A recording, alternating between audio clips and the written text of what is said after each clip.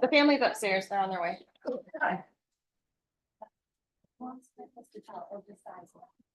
All right, so everyone, I've been informed by the deputy that there is a verdict.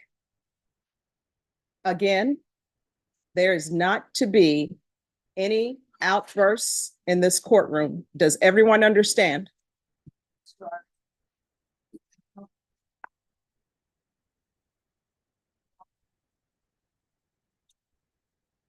Deputy Lowe. Yeah. Just give us a moment. I'll wait till they come down.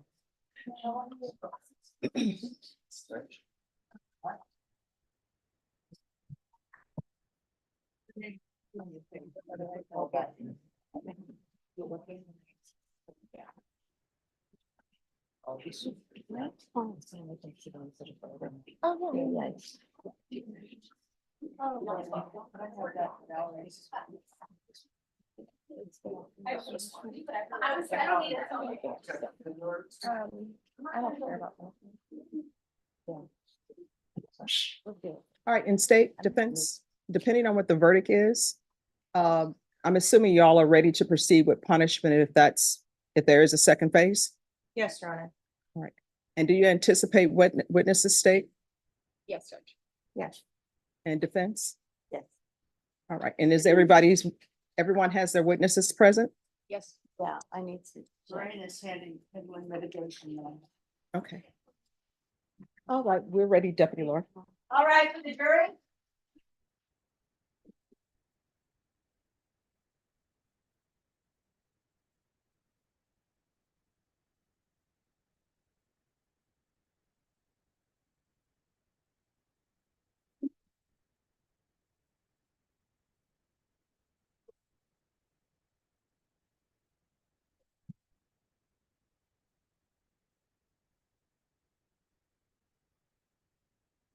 All right, everyone, please be seated.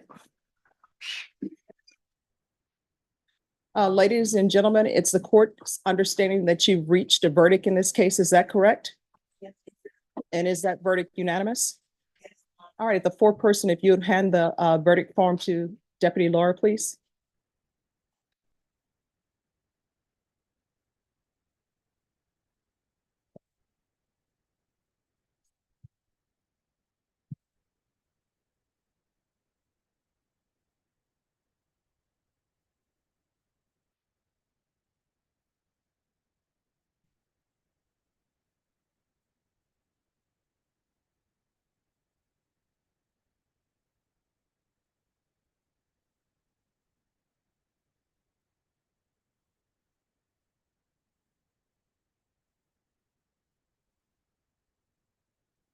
All right, if the defendant will please rise.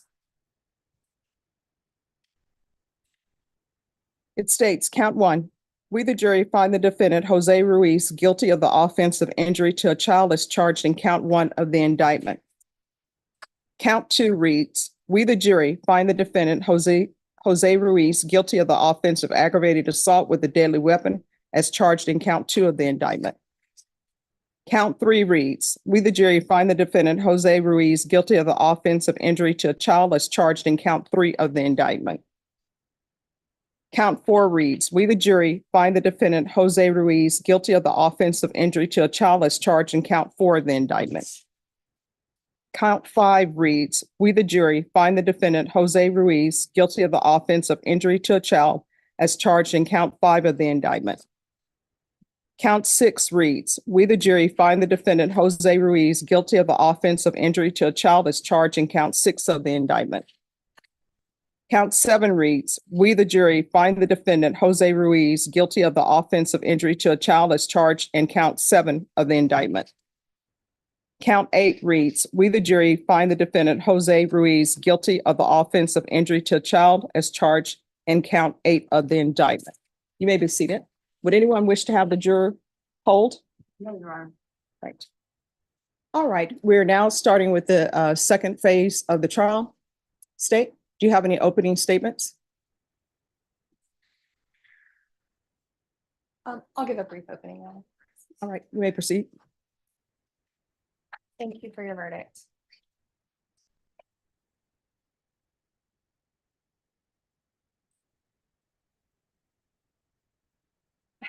Thank you for your work. I know it was a hard thing to look through. And like I said in my closing, you know, it's unfortunate that you really only heard people that heard or saw Mercedes from the day she died. In punishment, you will hear from Uncle Rodney. And you'll hear how Jordan's doing. And you'll hear what an impact this has had on Jordan and family. And at the end of it, we will be asking for life. All right, defense, any opening? Yes, Your Honor. Ladies and gentlemen of the jury, I'm Lorraine Ephraim. I'm one of Jose's attorneys. You have heard chapter 2 of his story. Now I'm going to give you chapter 1 of his story. And I just ask that you stay with me, stay with us as you hear part 1 of Jose Ruiz's life. Thank you. All right, state, call your first witness. Your Honor, the state calls Rodney Edwards.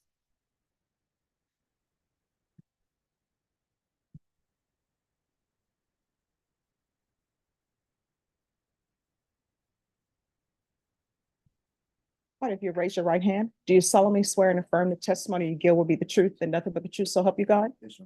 All right, you can have a seat and lower your hand. Make sure you keep your voice up for members of the jury and the court reporter, please. State your name for the record. Rodney Ruiz. All right. State. All right, good afternoon, Rodney. How were you related to Mercedes Lozoya? I am married to Katrina's adopted sister, and Alec Edwards is my wife. So Katrina used to stay with us on and off with the kids. Okay, I'm sorry, can you repeat? You are married to Angelica Edwards. Angelica Edwards, and Angelica is the daughter of Katrina's godfather, Homer. Correct? Okay. Now, how long had you known Mercedes? Pretty much ever since she was born. She's been staying with us on and off. I saw her grow up, took care of her, bought her stuff, treated her pretty much like she was my own. Did you know Jordan? Correct, same as well. It was Okay. pretty much two peas in the pods. It made me mad, but then it also made me smile at the same time. So it's a child life that I was looking forward to, seeing them grow. Okay. Now, how close were you to Mercedes? Pretty close. If she ever needed anything, she knew to come to me and her and my wife, because we'll pretty much give it to her.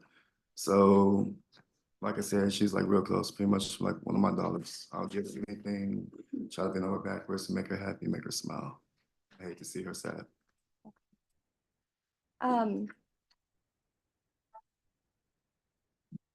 So back in 2022, where were you living? With my father, and still at the same location of the Caspian Point. Okay. And who else was living in the home? My wife, Katrina, and the two kids, and my wife's two brothers and my father-in-law. How long had the living situation been that way, where everyone was under the same roof? It's been on and off. Katrina would leave with her boyfriends, sometimes move in with her boyfriends, and then move back in when she felt on, I guess, when they weren't working it out or they broke up. But she always knew she could come back home, especially with the kids. We make sure we take care of the kids. They had their own, I guess, bedroom to share with their mom. They had their pretty much own stuff. They played with their brother-in-laws, which is brother-in-laws.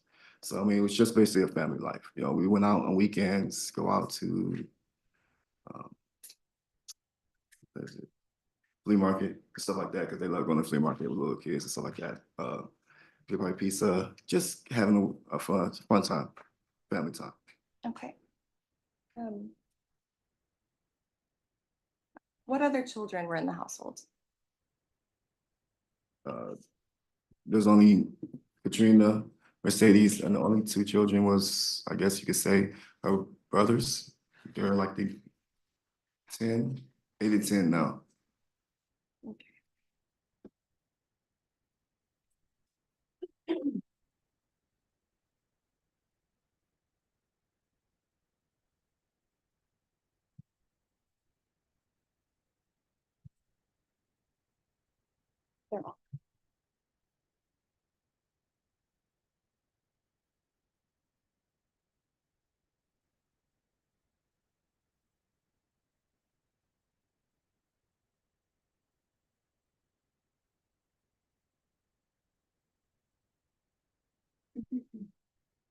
Rodney, would Mercedes sometimes steal your phone? More than sometimes, that's for sure. She loved taking pictures of herself. I'm pretty sure she was gonna think she was gonna be a model. She was a fan of the camera. I guarantee you that. She just loves being herself. She's very, very outspoken too, very talkative. You couldn't tell her no without a reason why, and it has to be legit, no matter what. Yeah. How would you describe her personality? Fun, very questionable, like I said, loving, always happy, playful.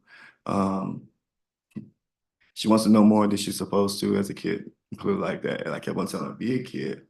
It's not gonna last long. You'll be an adult soon. Just be a kid and have fun. She's always talking, always joking around, has a great, great humor, and just love life.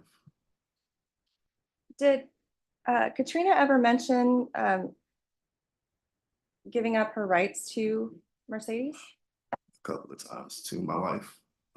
I knew it was a play that she was just playing along. She would never do it, but my wife always thought she would. So that's why we always did as much as we can.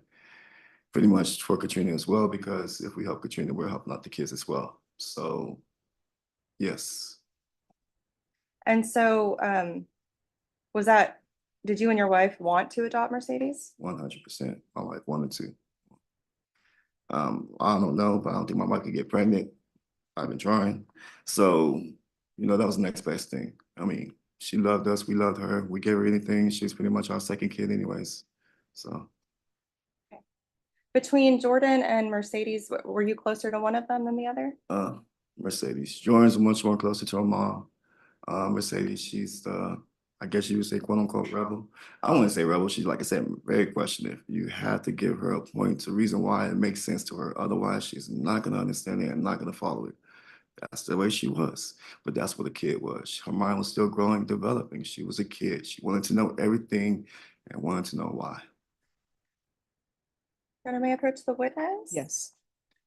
Okay, I'm gonna show you what's been marked States Exhibits 112 through 117. And you'll forgive me, I accidentally printed pictures double-sided.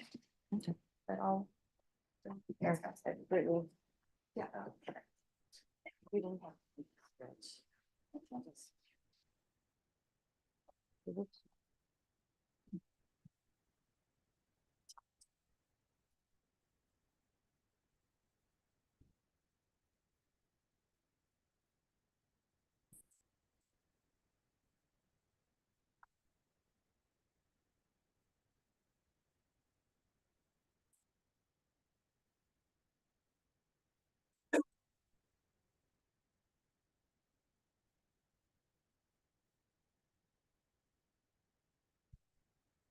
No objection, Judge. All right, then States Exhibits 112 through 117 is admitted without objection. And if I haven't officially, I am gonna.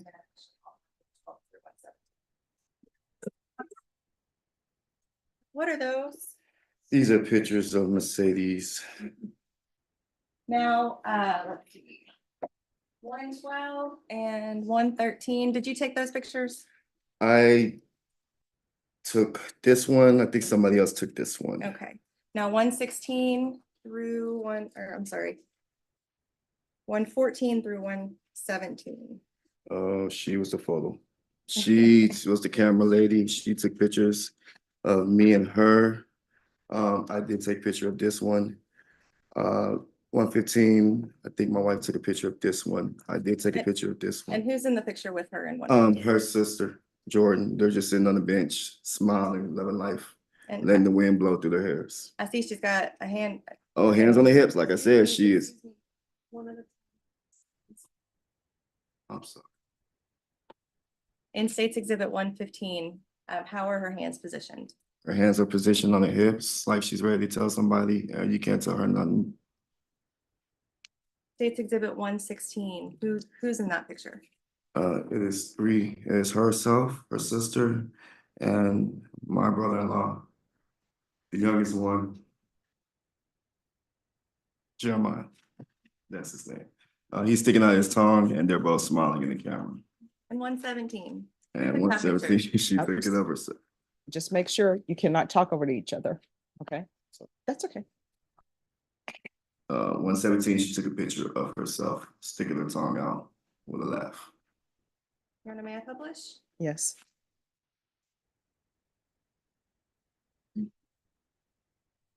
Oh. Actually.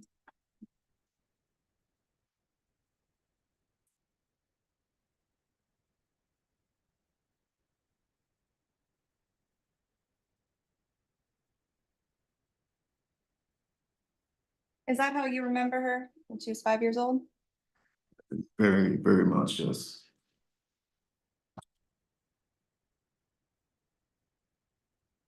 Do you know how old she was there? Can't tell you how old. I know we went camping though because of the background. And Did you go camping a lot with her? we went camping quite a lot. I love going camping. I try to go at least once a quarter.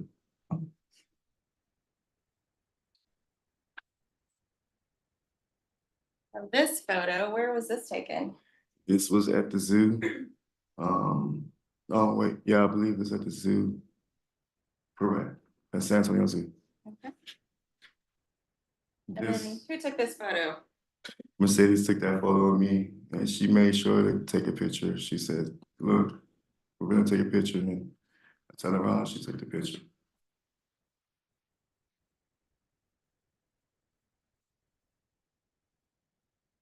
Okay, now this is the photo 115 that we talked about before with her hands on her hip. That's how I notice her mostly a lot. Like I said, you can't tell her without a good reason, and she loves to be in charge. And so we like to make sure she's in charge because it makes her happy.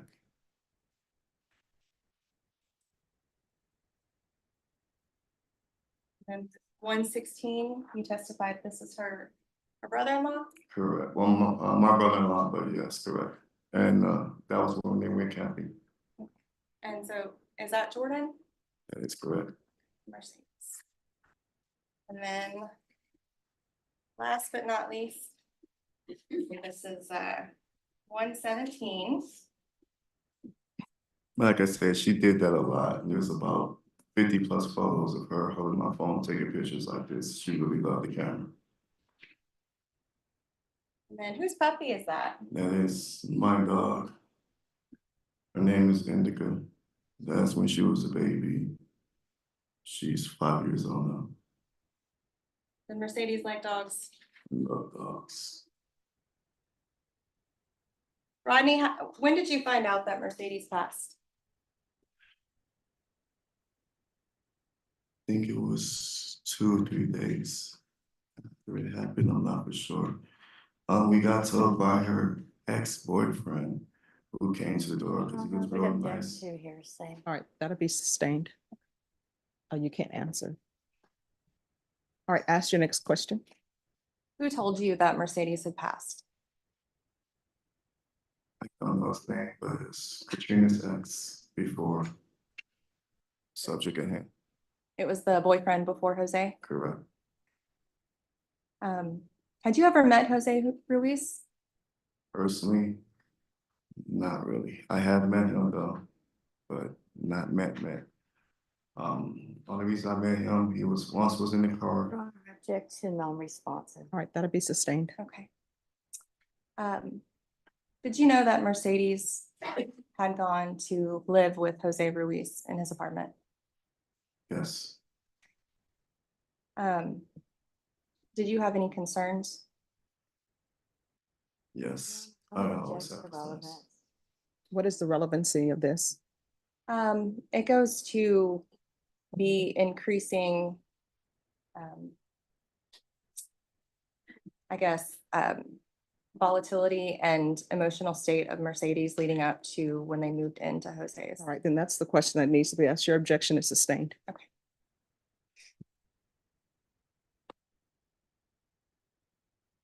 From mid 2021 until her death in February of 2022,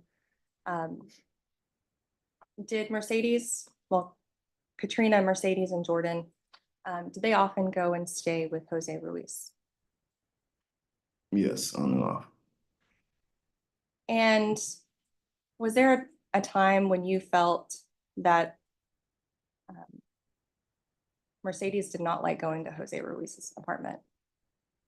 I can see a difference from when she comes to when she has to go back. If she comes for a couple of days to then she has to go back over his house.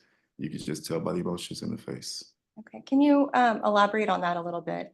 What is different from? what When she does? got to the house, which I would say home, she was happy to be back with me, my wife, her brothers, just playing around, stuff like that. But when it was time for her to go back over, her mom, her sister, she wasn't so much happy. She wanted to make sure that she was always with Jordan, but that was it, because she wasn't very happy and that she wasn't gonna be able to do what she wanted to do, which is be a kid. How did her death impact you? Your Honor, I would object to victim impact statement. All right, that'll be sustained.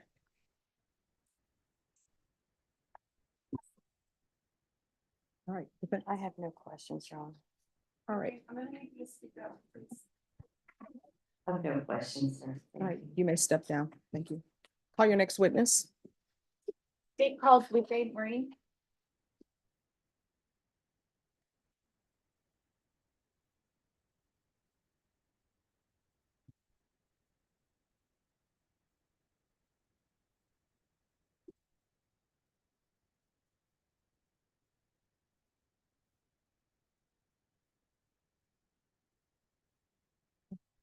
If you'll raise your right hand for me, please. Do you solemnly swear and affirm the testimony you give will be the truth and nothing but the truth, so help you God? All right, you can lower your hand. Make sure you keep your voice up so that members of the jury and the court reporter can hear. If you'll state your name for the record. My name is Lupe Torres Morin. All right, state. Thank you, Judge. May I call you Lupe? Yes, you may. Thank you. Lupe, how do you know Mercedes Lozoya? I know Mercedes Lozoya because she's my great granddaughter, On her maternal or paternal side? paternal. Had you met Mercedes Lozoya when she was alive? I met her when she was around 2 years old, and then no contact until October prior to the incident. So only a couple times. Yes, And tell me, do you have personal knowledge of where Jordan Lozoya is currently? yes, Jordan is living with me. I have adopted Jordan. And you have, the adoption is finalized, is that correct? Yes, ma'am, it is final. Did Jordan's name change in that adoption? Yes, it did. It changed to my name. And specifically, did any other part of her name change? Yes, when we asked her if she wanted to choose a second name, she chose her sister Victoria. Because she wanted to have that special name in her heart and in her mind. Okay, you said, So we named her Jordan Victoria Torres. and you said her sister Victoria.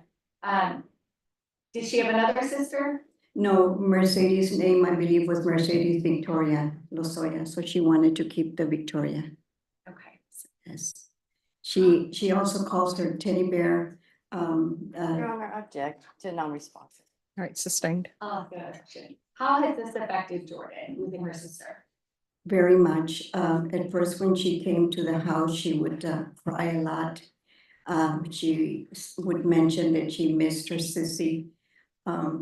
She Your Honor, cared. again, I would object to victim impact and narrative. All right, that will be overruled. Your objection to narrative will be sustained. Does she have anything that she uses to remember her sister by?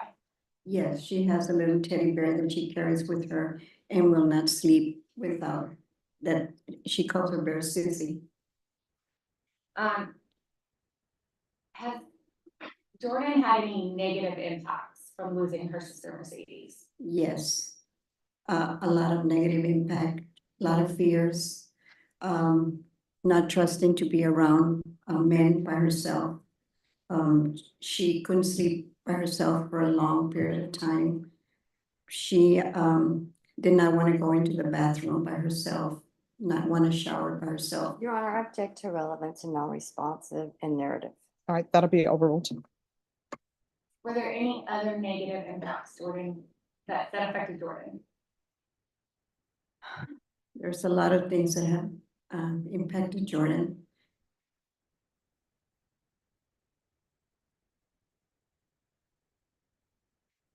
All I can say is that she misses her sister very much.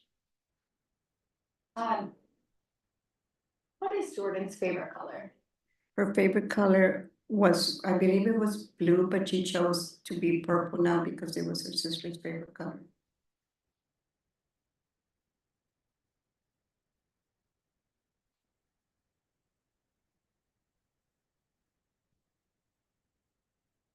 Pass the witness. No questions, Judge. All right, thank you. You may step down. State, call your next witness. Judge, if we can have just one moment, Brittany is getting that witness. He is here, though.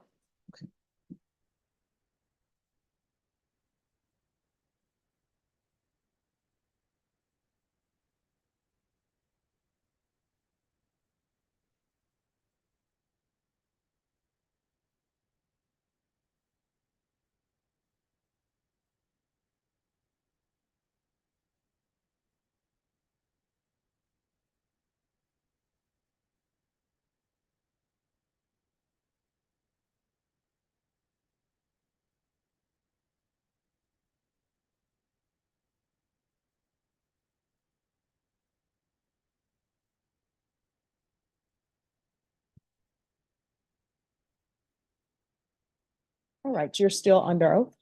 Judge. And if you'll restate your name for the record, please. My name is Detective Justin Knox. Good afternoon again, Detective Knox. Good afternoon. Your Honor, at this time, I would reoffer all of the evidence from guilt innocence for this phase of the trial, Your Honor.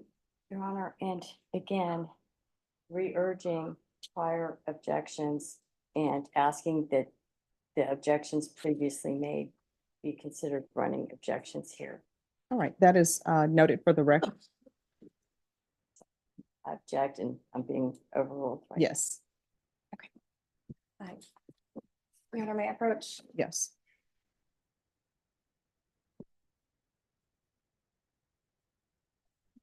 Show you again.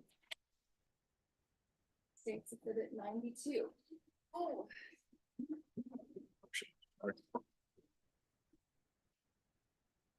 Which is 92A and 92B.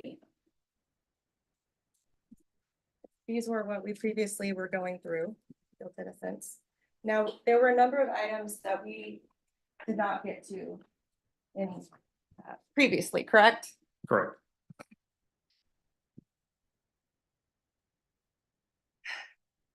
One item in particular is a photo.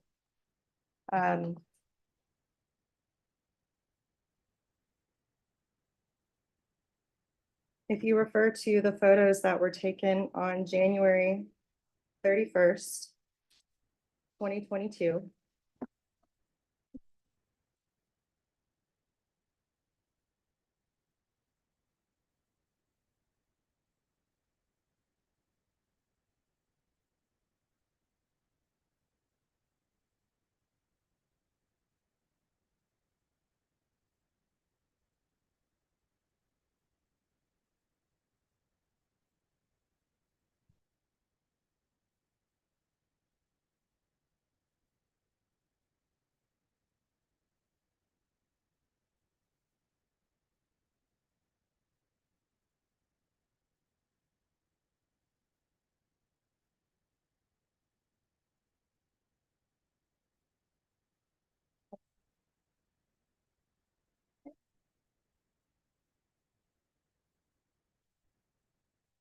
All right, next question. Yes.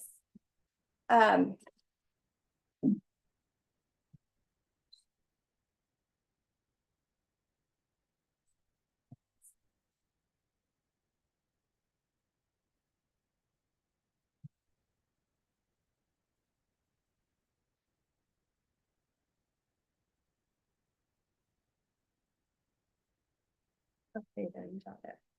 So I'm gonna show you. States Exhibit 81 was previously discussed. And it's also, I believe, States Exhibit, here we go, 107. Again, do you see States Exhibit, this image in there? Yes. And what was the timestamp for this one?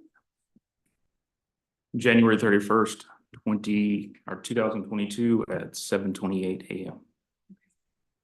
And then we had States Exhibit 81, which was not introduced, but was described in detail as Miss Lasoya in a crucifix position.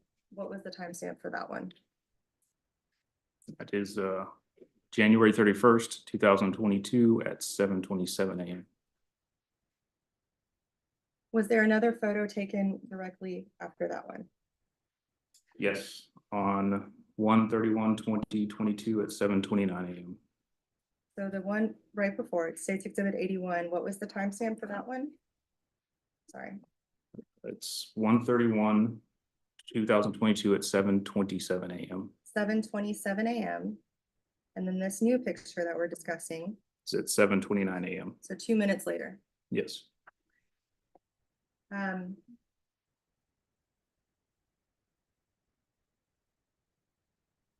What does that image appear to show?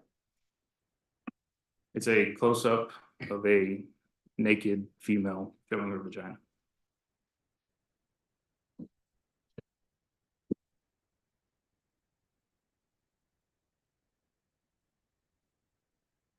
Are there any other photos after that on that?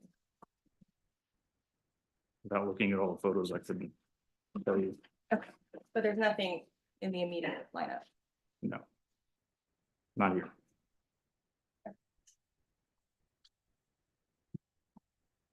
Now I'm gonna show you States Exhibits 118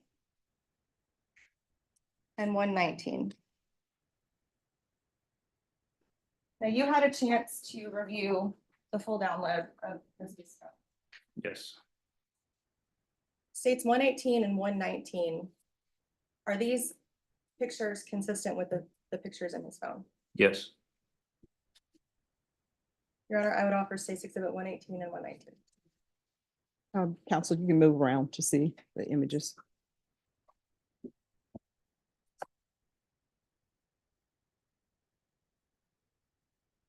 Your Honor, I re-urge my objections with regard to these.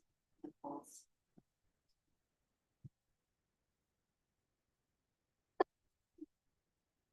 I'm sorry, you need to speak into the microphone.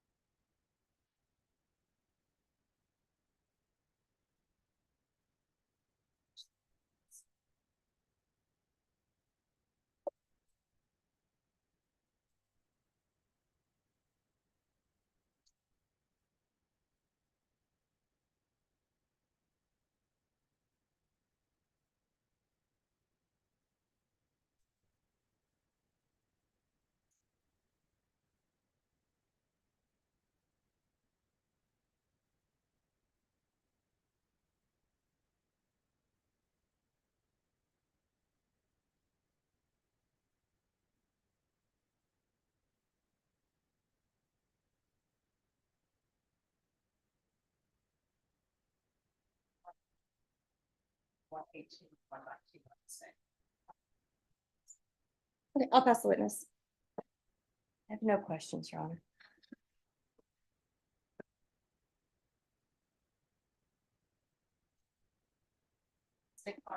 The state restaurant. Defense. Your Honor, may we have a 5-minute break? Ladies and. All right, so we're gonna take, I'll say a 10-minute break, so I'll have you all back here at 5. You're not to discuss anything related to this phase of the trial. Does everyone understand? Yeah. All right, everyone, please rise for the. Yes.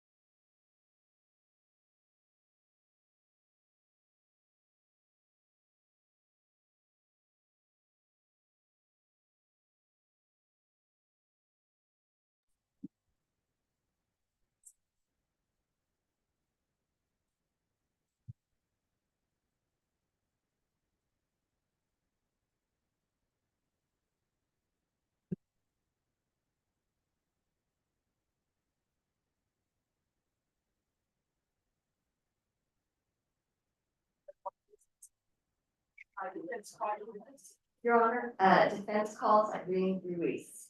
All right. Could you raise your right hand for me, please? Do you solemnly swear or affirm the testimony you give will be the truth and nothing but the truth, so help you God? Yes. All right, you can lower your hand, state your name for the record, and please keep your voices up so that members of the jury and the court reporter can hear. Irene Ruiz. Hi, Irene. Tell this jury how you're related to Jose. He is my son. Okay. And do you have other children? How many Yes. other children do you have? I have 7.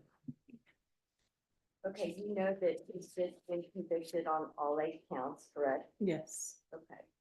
So I would like to talk to you a little bit about your background and Jose's childhood. Okay.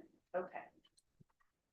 So can you describe to me, or did you witness violence in your home growing up? Yes. Can you just briefly describe what you witnessed My dad would hit my mom. and how often did that happen? I saw it maybe like 5, 6 times. Did that upset you? Can object to relevance to something. All right, that'll be overruled. Did it upset you? Yes. At what age did you leave the home? I left when I was 14. After you left at age 14, did you ever return? Sometimes in and out of the home. Would that be in your teenage years or later? My teenage years. So there was,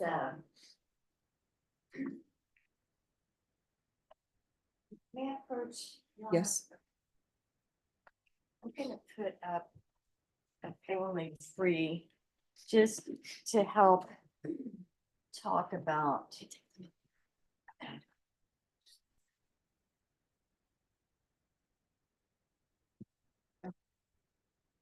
Can you see that? Yes.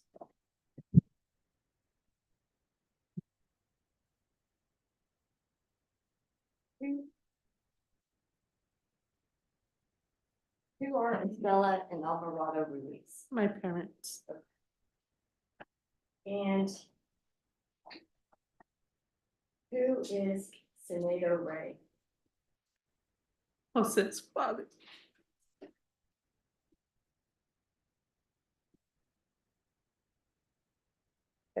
What age did you become pregnant with your first child?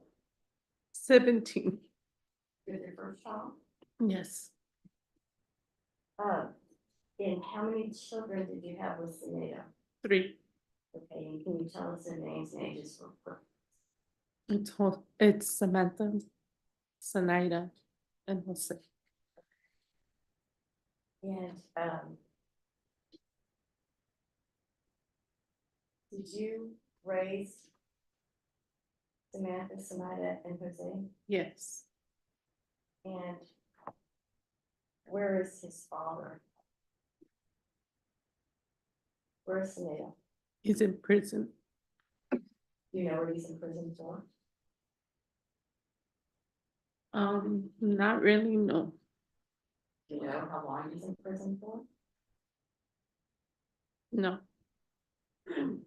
Has he been in prison?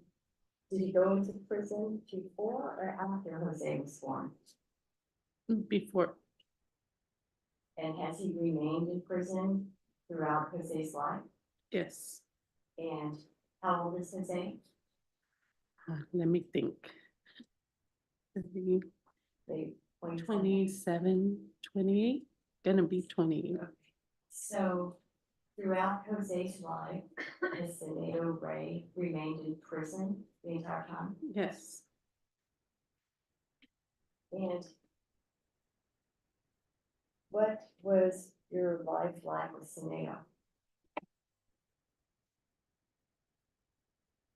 What kind of, did you marry him? No. Were you, did you live together? Yes. Okay. And how long did y'all live together? On and off, 5 years. Okay. And can you describe what that was like for you? It was an abusive relationship. Can you describe what kind of abuse you're talking about? He would beat me.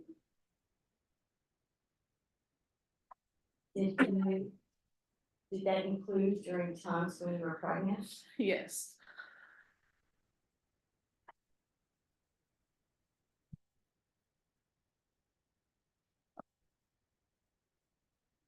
Did Jose witness that? Well, no, I guess he didn't, No. because he was born after. He was in utero. Mhm. Apologize. Okay, was there, anything that, what was your reaction when you found out you were pregnant with Jose? Scared. Uh, seek to do anything during your pregnancy with Jose? You object to relevance of this. All right, that'll be sustained.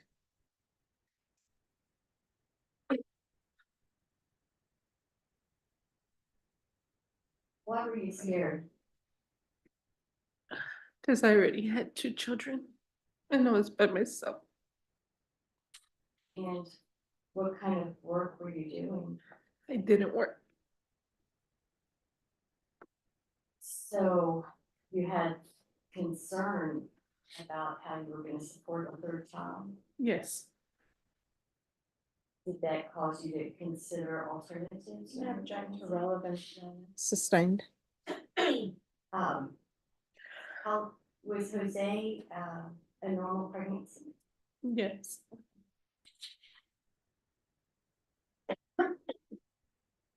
And was there a time after Jose was born that you moved back in with your mother? Yes. And what happened? Um, Did she say you can stay as long as you want? we would stay there and sometimes I felt like we weren't wanted.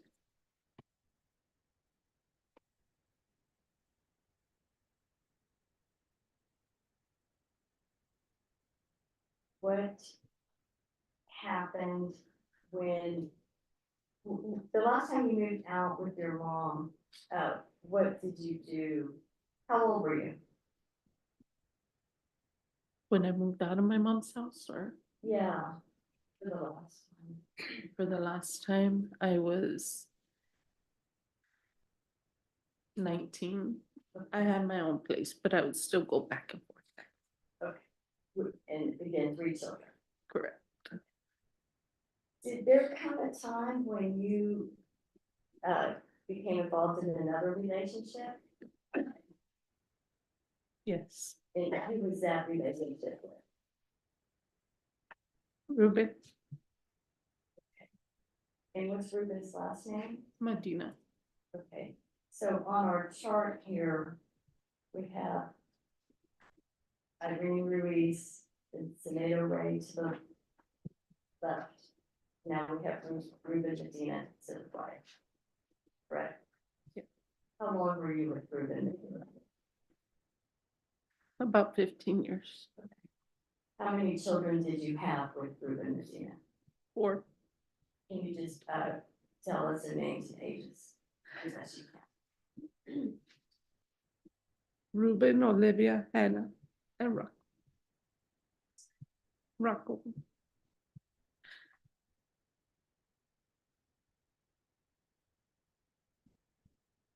How was it with, how soon after you got with Ruben did you have your first child?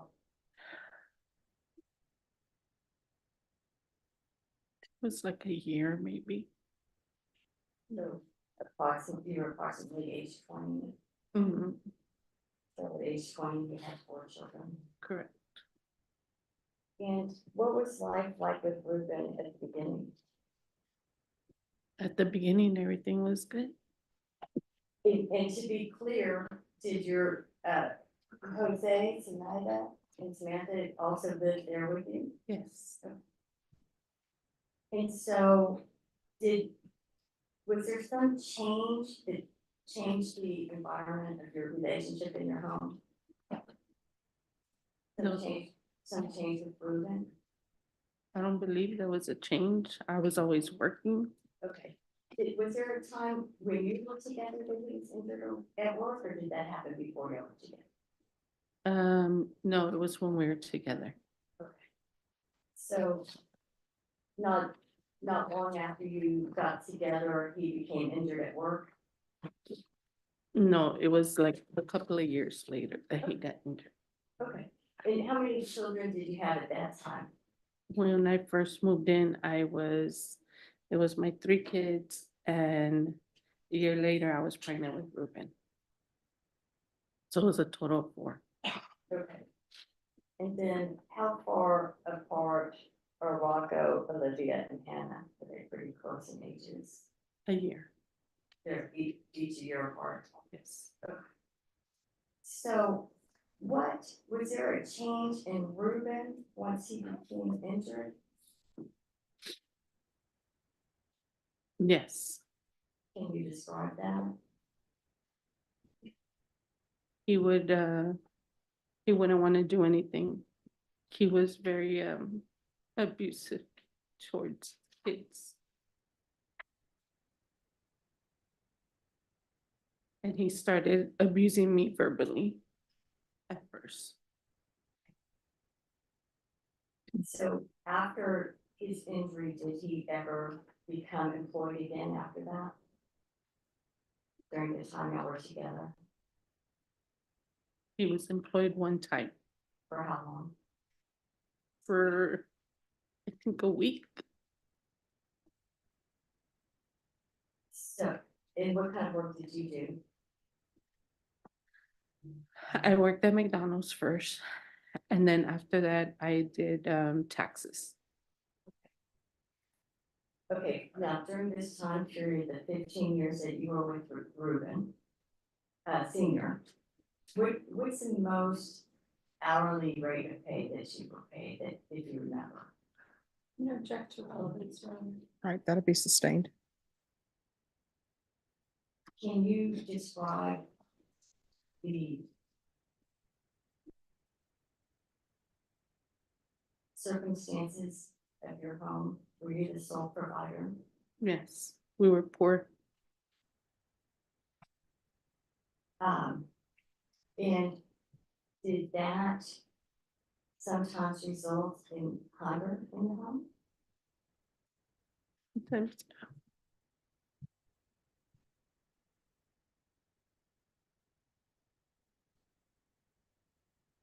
And you mentioned that Ruben Senior was abusive to the kids. Yes, Were there some particular circumstances with regard to Jose? yes. What was Ruben Senior and Jose's relationship like? When I saw it, it was fine.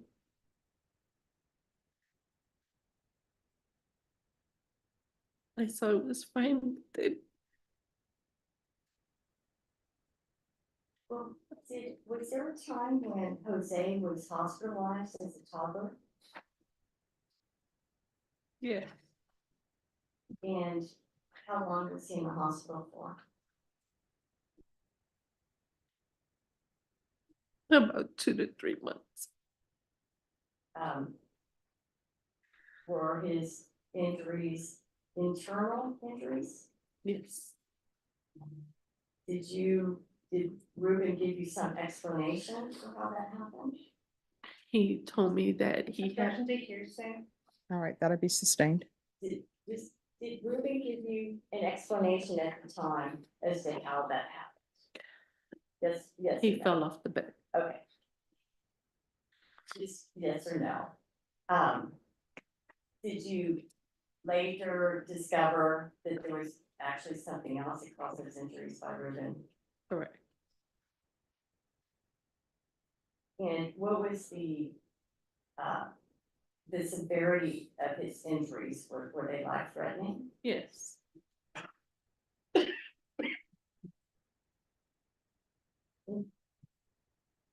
You were working at this time? Yes. How many hours a week do you think you were working? No object to relevance. Sustained. Did the time you spent at work impact your time with your children? Yes.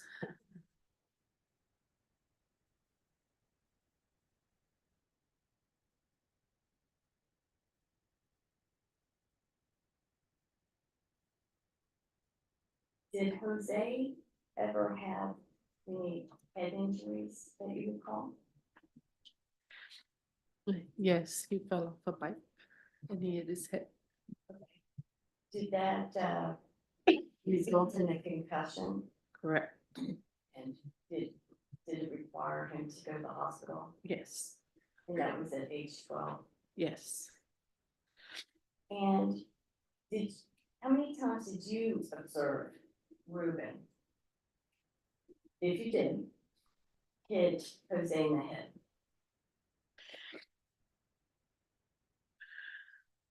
A couple of times. And did you observe that to be a hard hit? Yes. And is it fair to say Ruben was hitting Jose in the head all through his childhood? Yes.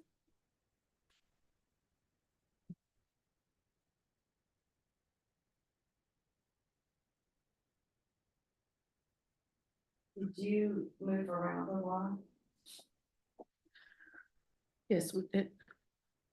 Do you recall? Do you recall what school district you went to school in? SAISD. Just if you do, can you tell us the schools you remember him attending?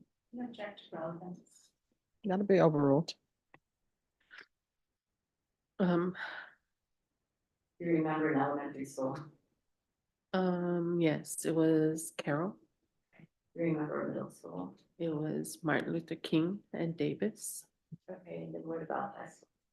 Went to John Jay. Did he graduate high school? Yes. He walked the stage? Yes. What was your relationship like with Jose?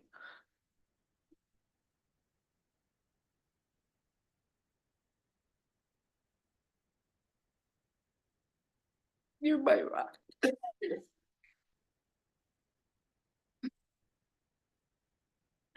Just a lot of love.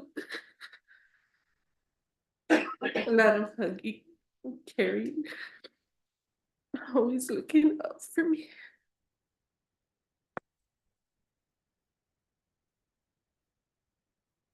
Always a jokester.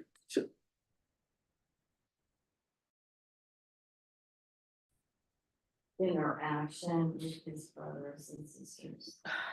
He loves them.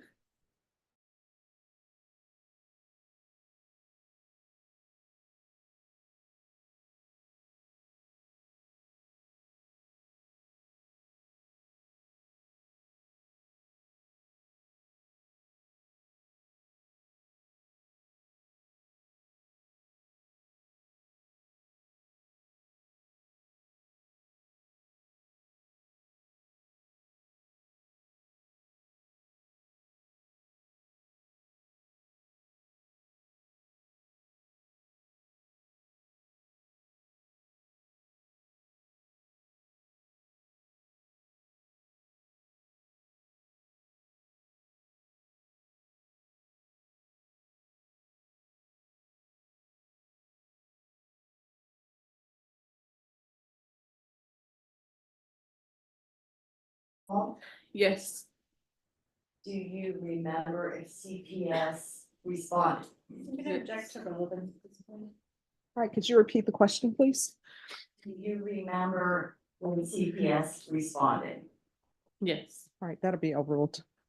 Did you Were your children removed? From Ruben, yes, As a result of that investigation? correct.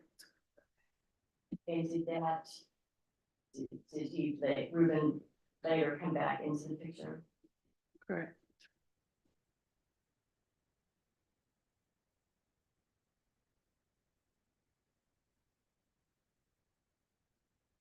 You know, this jury has convicted him on 8 counts of horrific acts. Yes. Do you know another side of Jose? Yes. Do you think the violence and abuse he experienced as a child has had an impact on him? I'm gonna object to speculation and lack of personal knowledge and lack of expertise. Gotta be sustained.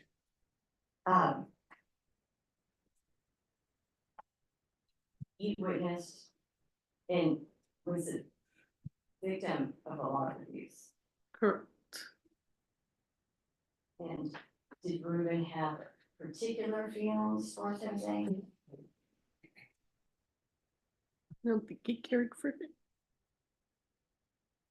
Did you observe Ruben to be especially hard on Jose? Yes.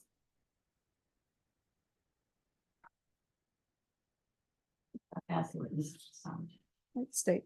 Thank you, Judge. Good afternoon, Mrs. Ruiz. I'm just gonna ask you a few questions. If I speak too fast, please let me know, or if you don't understand the question, please let me know as well, okay? You have a good relationship with Jose, correct? Correct. Would you say that he knows the difference between right and wrong? Sometimes. Okay, but he's a loving son, he gets along with his siblings and with you. Yes. Okay. What do you mean by sometimes he knows the difference between right and wrong? Doesn't everybody know the difference between right and wrong? Okay, so he does know the difference between right and wrong.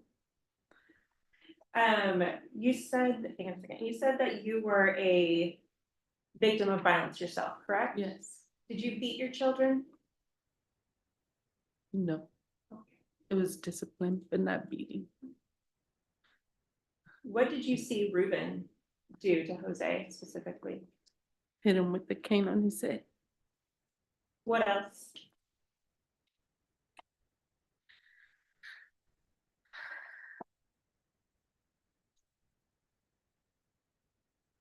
Spanking.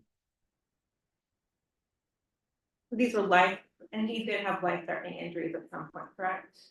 When he was a child, yes. Okay, as a result of Ruben? Correct. What would you, I know you got back with him eventually, but what would you have wanted to see happen to somebody who had given your child life-sustaining injuries or life-threatening injuries?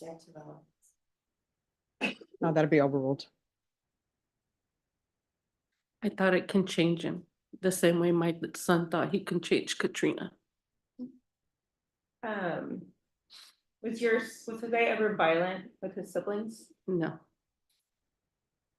Did you ever see Ruben put thumbtacks in Jose's feet? No. Do you know why Jose would put thumbtacks in a 5-year-old child's feet and take pictures of it? I don't know if he did that.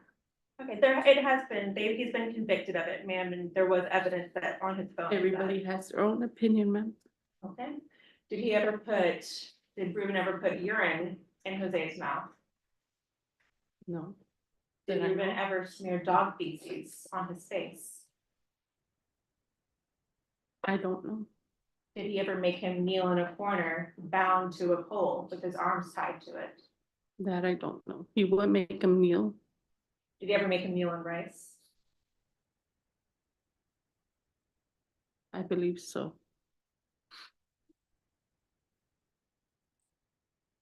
Pass the witness.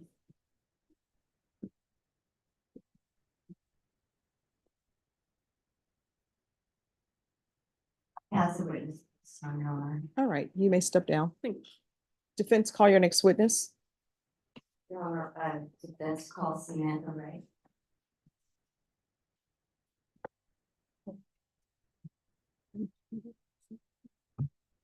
Who's the what's wrong? Yeah. I don't know what happened. I don't know if you'll take a seat here, please.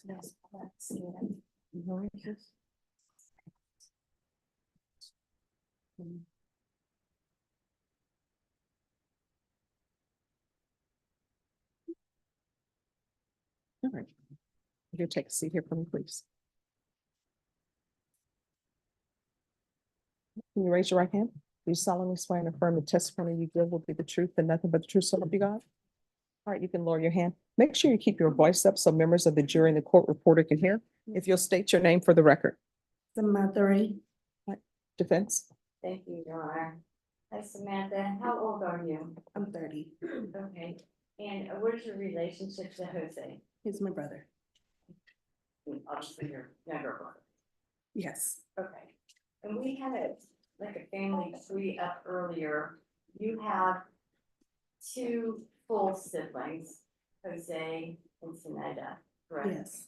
And then you have some half siblings, Yes. Ruben, Rocco, Hannah, and Olivia, Yes. correct? Okay. Did you have a particular kind of relationship with Jose? Yes, we were close. We are close. And what kind of brother was he? He's a good brother. And, you lived in the home, that your mom described? With your Yes, ma'am. siblings and Ruben, correct? Correct. Was Ruben abusive? Yes, ma'am. Can you describe things that he used to hit you with? I'm gonna object to relevance to her. Sustained. Can you describe things that Ruben used to hit Jose in the head with? With his cane, his fist, his sandal, just anything he had, he would. Did you ever observe Jose to have a physical reaction to that? He would get dizzy. Do you remember if he ever passed out? I think a couple times we all did. And how often did you see that happen? A lot. Like daily, weekly, It was monthly? daily. And so can you describe what, Ruben was he a stay-at-home parent, if you will? Pretty much, yeah. Okay. And what, was he under the influences of drugs or alcohol? I'm sorry, I'm gonna object to that. That'll be overruled. You can answer. I know he was on medication Do you remember what he was on medication for? for his back.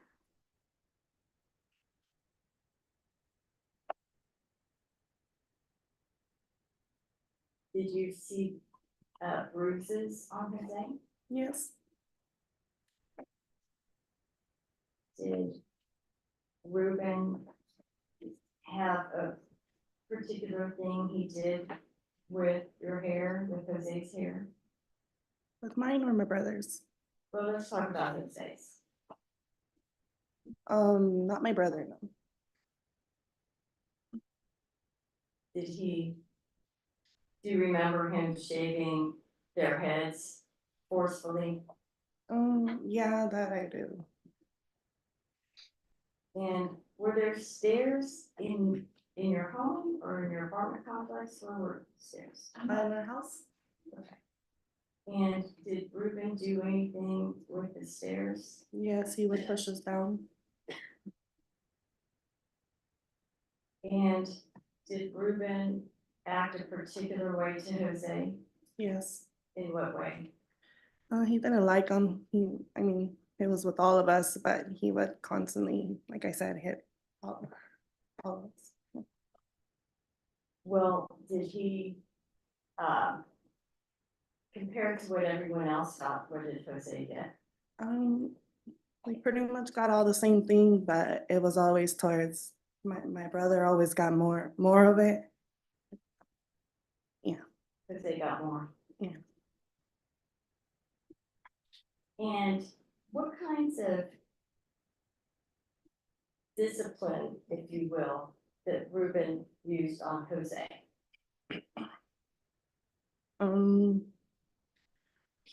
He would put him in the corner. Can you describe what that was like?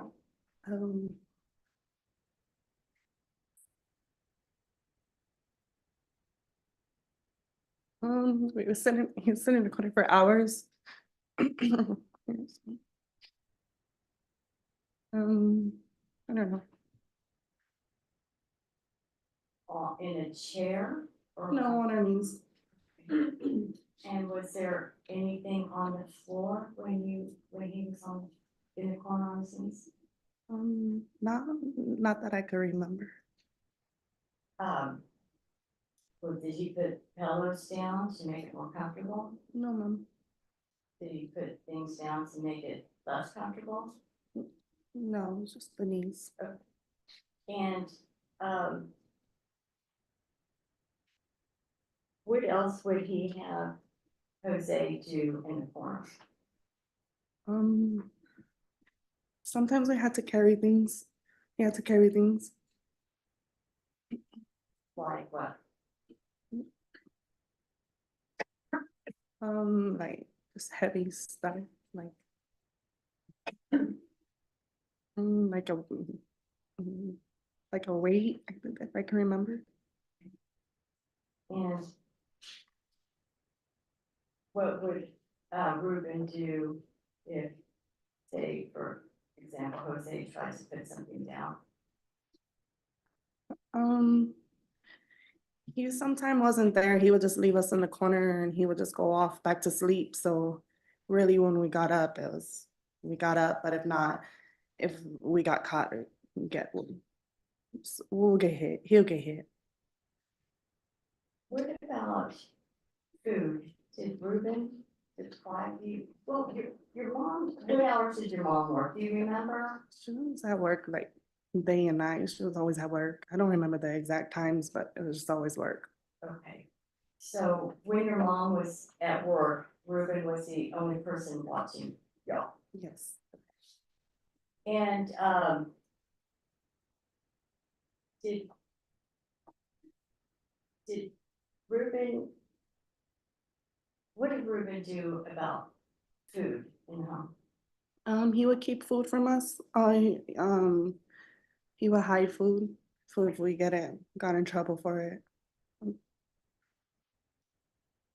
Did he ever eat in front of you or in Jose without letting you eat anything? Yeah. Yes. Remember if he walked the food away from you and your brother and sisters? If he what? If he walked food away? Locked food away? Mhm. Yes. And Ruben hit Jose with a cane or other objects almost every day. Correct. And in addition to seeing times when Jose got dizzy or passed out, were there other physical implications of the abuse on Jose's head? I don't understand. Well, when he hit, for example, hit Jose in the head, Mhm. did something happen to his head that you remember? And they get big old knots. Do you remember an incident with Ruben Senior and Jose in the bathtub? No, but they heard the story. I'm gonna object to anything on, that shows my personal knowledge. All right, you can ask your next question. Thank you. Did you observe Ruben to be violent towards your mother? Yes. And what about your mother? What was your mother's mental state during these years? I'm gonna object to speculation relevant. Sustained. Do you remember seeing violence Ruben towards your mom? Yes. And what about your mom towards Ruben? No.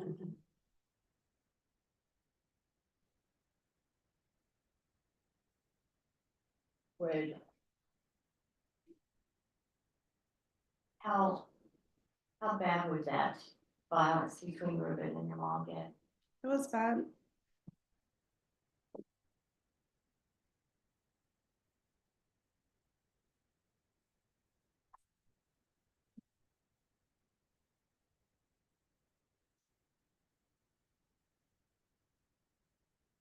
Do you feel like your mom did enough to protect Jose?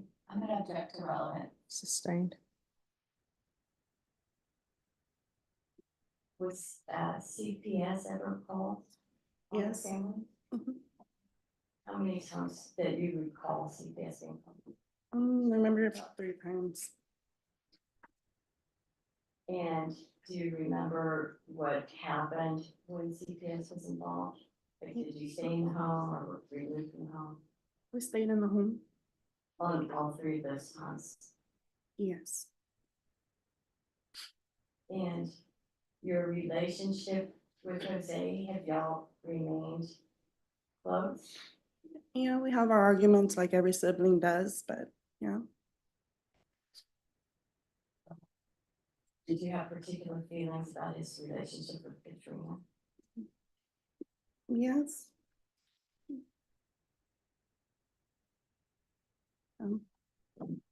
How many times did you see Mercedes? I only saw her. I hardly ever saw her. I lived on my own with my husband. I saw her one time on New Year's. After New Year's, I saw her about like 2 more times. That was about it. And were your brothers close with Jose? Yes. And you have children of your own? Yes, ma'am, I You do. have 3? Yes. children? And what is your children's interaction with Jose that you observed? They love him. I pass witness at this time. State. Yes, Judge. Samantha, you just mentioned that the couple times that you saw Mercedes, you said that you saw her after New Year's. I What saw her on New Year's. on New Year's? Yes, ma'am. Okay, I'm sorry. What year was that? Last year, I believe it was last year. Or no, not, I don't know. I can't remember. I don't know. Okay, so if she died on February 7th of 2022, was it the New Year's right before that, or was Yes, it? ma'am. Okay, and so you didn't see her after New Year's Day or Eve? No, ma'am. And you said that you have 3 kids of your own? Yes, I did. Just, what are their age ranges? 7, 5, and 4. And do you treat your kids the way Ruben treated you and your siblings? Your Honor, objection to relevance. Sustained. That's a witness. Did Katrina ever say to you what her connection with Mercedes? I'm gonna object to hearsay. Ask your question. Did you have conversations with Katrina? Um, Did And you that- have conversations with Katrina about Mercedes? sometimes I would ask her, where is she? All right, the answer to that question is either yes or no. You Okay. need to listen to the question and only answer what's asked. Do you understand? Yes, ma'am. All right, ask your question. Do you remember having conversations with Katrina about Mercedes? Yes. Do you remember whether Katrina expressed having a close bond with Mercedes or not having any bond? No, I'm ma'am. gonna, I'm sorry, I'm gonna object to leading and hearsay. Sustained. Do you remember the kind of relationship that Katrina described to you between her and Mercedes? I'm gonna object to hearsay. That's either yes or no. Yes. Ask your next question. Did Katrina express to you that different feelings towards Mercedes than Jordan? I'm gonna object to hearsay. Excuse me. When an objection is raised, you need to stop talking, Yes. and then I'll make a ruling on that. Yes. Your objection is sustained. Next question. Um, Did you observe Katrina to interact with Mercedes No, or Jordan? sometimes.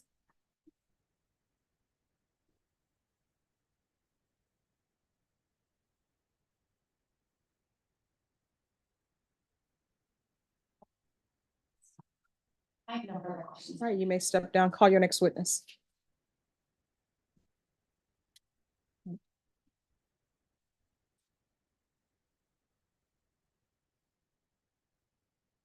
Jurors, are you all okay with continuing? All right, call your next witness. Your call, Regina. All right, and your other witness is by Zoom. Yes, Your Honor. All right, if you take the stand. Said that. Your Honor, we should probably approach. All right.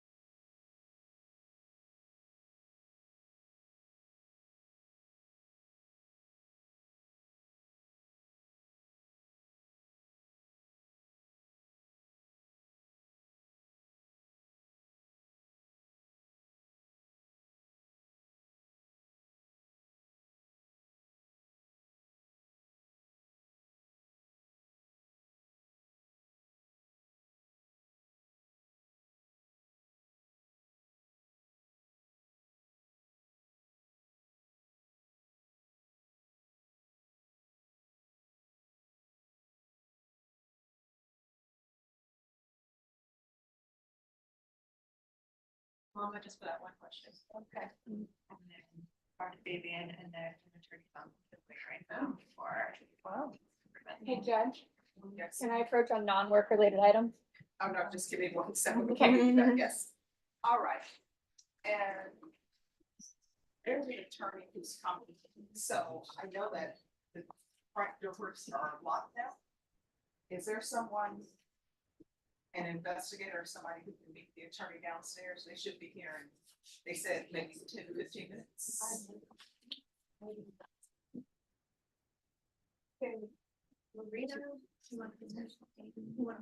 Okay.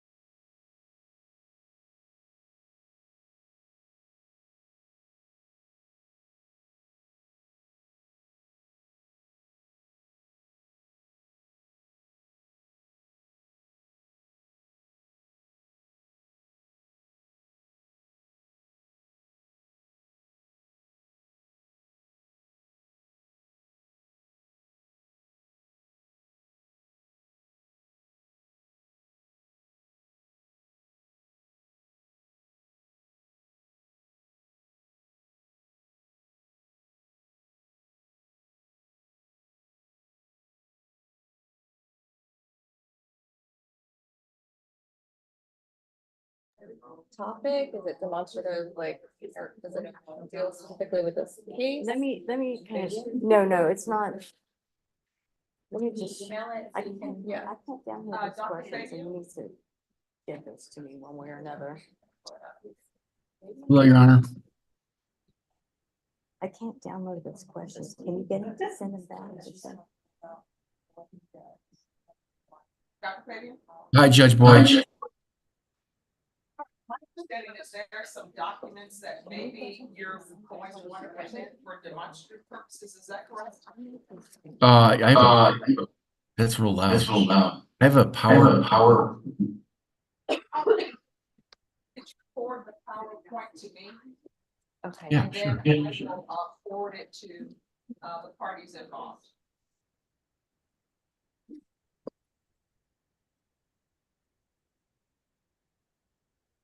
Yes, I will. Send it to you in the chat. What is your email, Your Honor? I sent it to you in the chat. Oh, you did. Okay, thanks.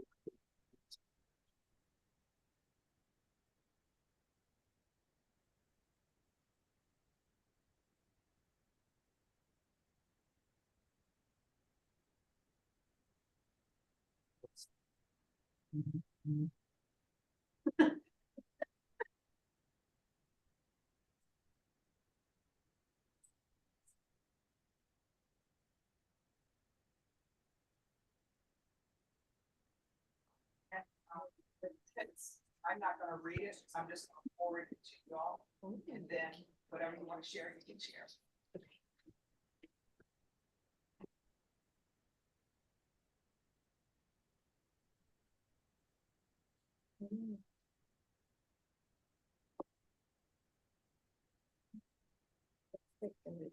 Oh, yeah. Yes. I heard.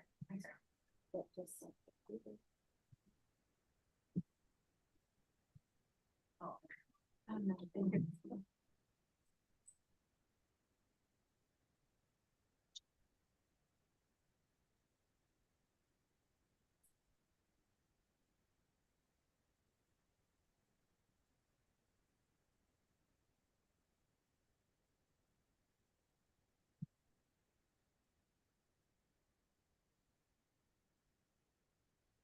It is. No, it definitely is. It's fine.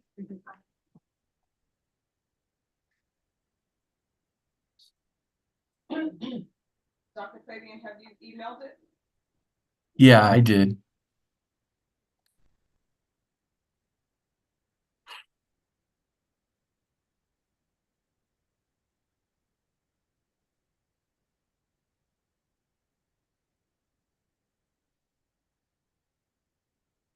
Has it come through?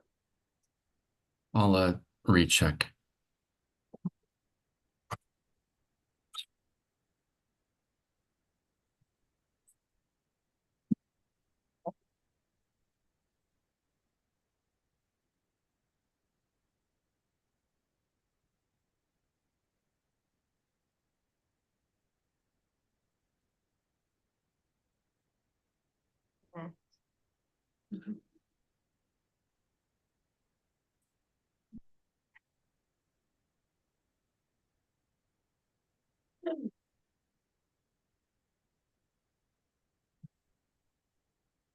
Yeah, it's just the comments. That's the only thing.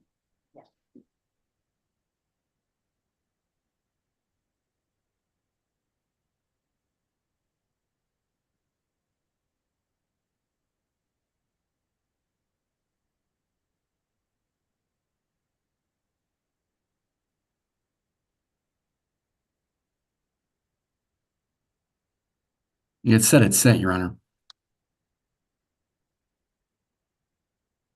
See what's happening because I haven't received it. Okay. I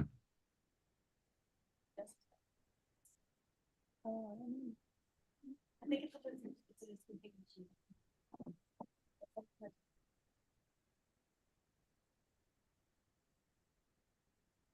It did not go to spam. Oh, no.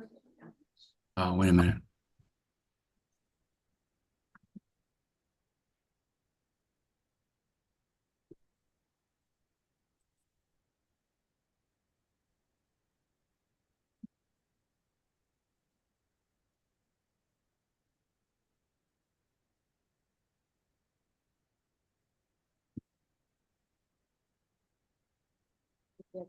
Recall mom real quick. All right, if you want to put her back on the witness stand.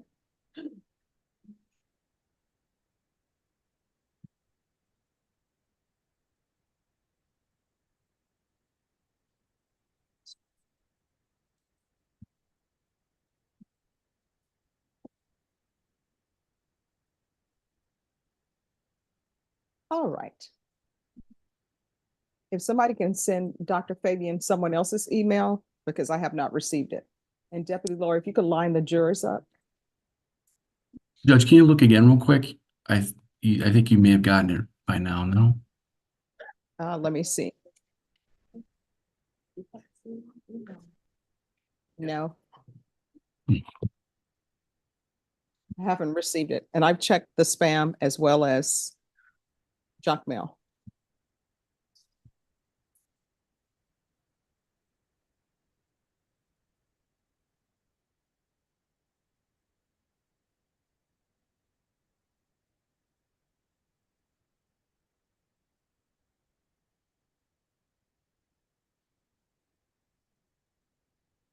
So do you have Miss Efron's email address? I do. All right, if you'll just forward it to her. Sure.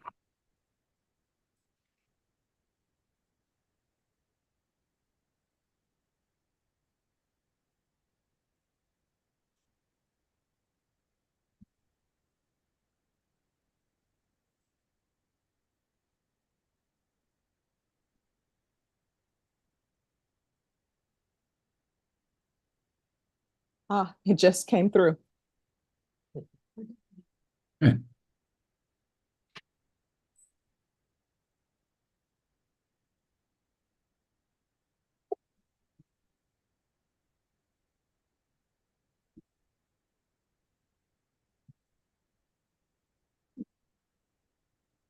All right, so I just sent it to both of y'all. I didn't read it or open it.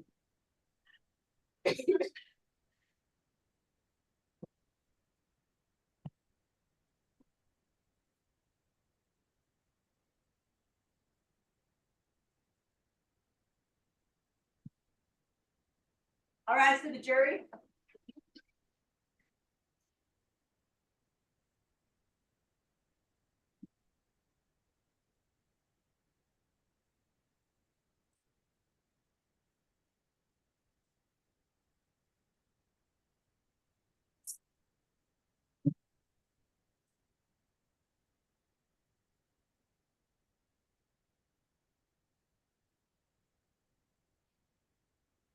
Please be seated.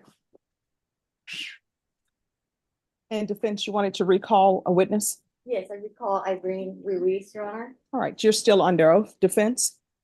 Ms. Ruiz, has Jose ever been convicted of a felony before? No. I have nothing further at this time, Your Honor. State. questions, Your Honor. All right, you may step down. Defense, call your next witness. Your Honor, defense calls Dr. John Matthew Fabian. All right, could you raise your right hand for me, please? Do you solemnly swear or affirm the testimony you give will be the truth and nothing but the truth, so help you God? I swear. All right, you can lower your hand. State, any objections to this witness appearing by Zoom? No objection, Your Honor. Defense, any objections to this witness appearing by Zoom? No, Your Honor. Mr. Ruiz, any objection to this witness appearing by Zoom? All right, if you'll state your name for the record, please. Sure, it's a John Matthew Fabian. All right, state. I'm sorry, defense. Thank you, Judge. Dr. Fabian, what do you do for a living? I practice as a forensic psychologist and neuropsychologist. Do you regularly practice in San Antonio? I do.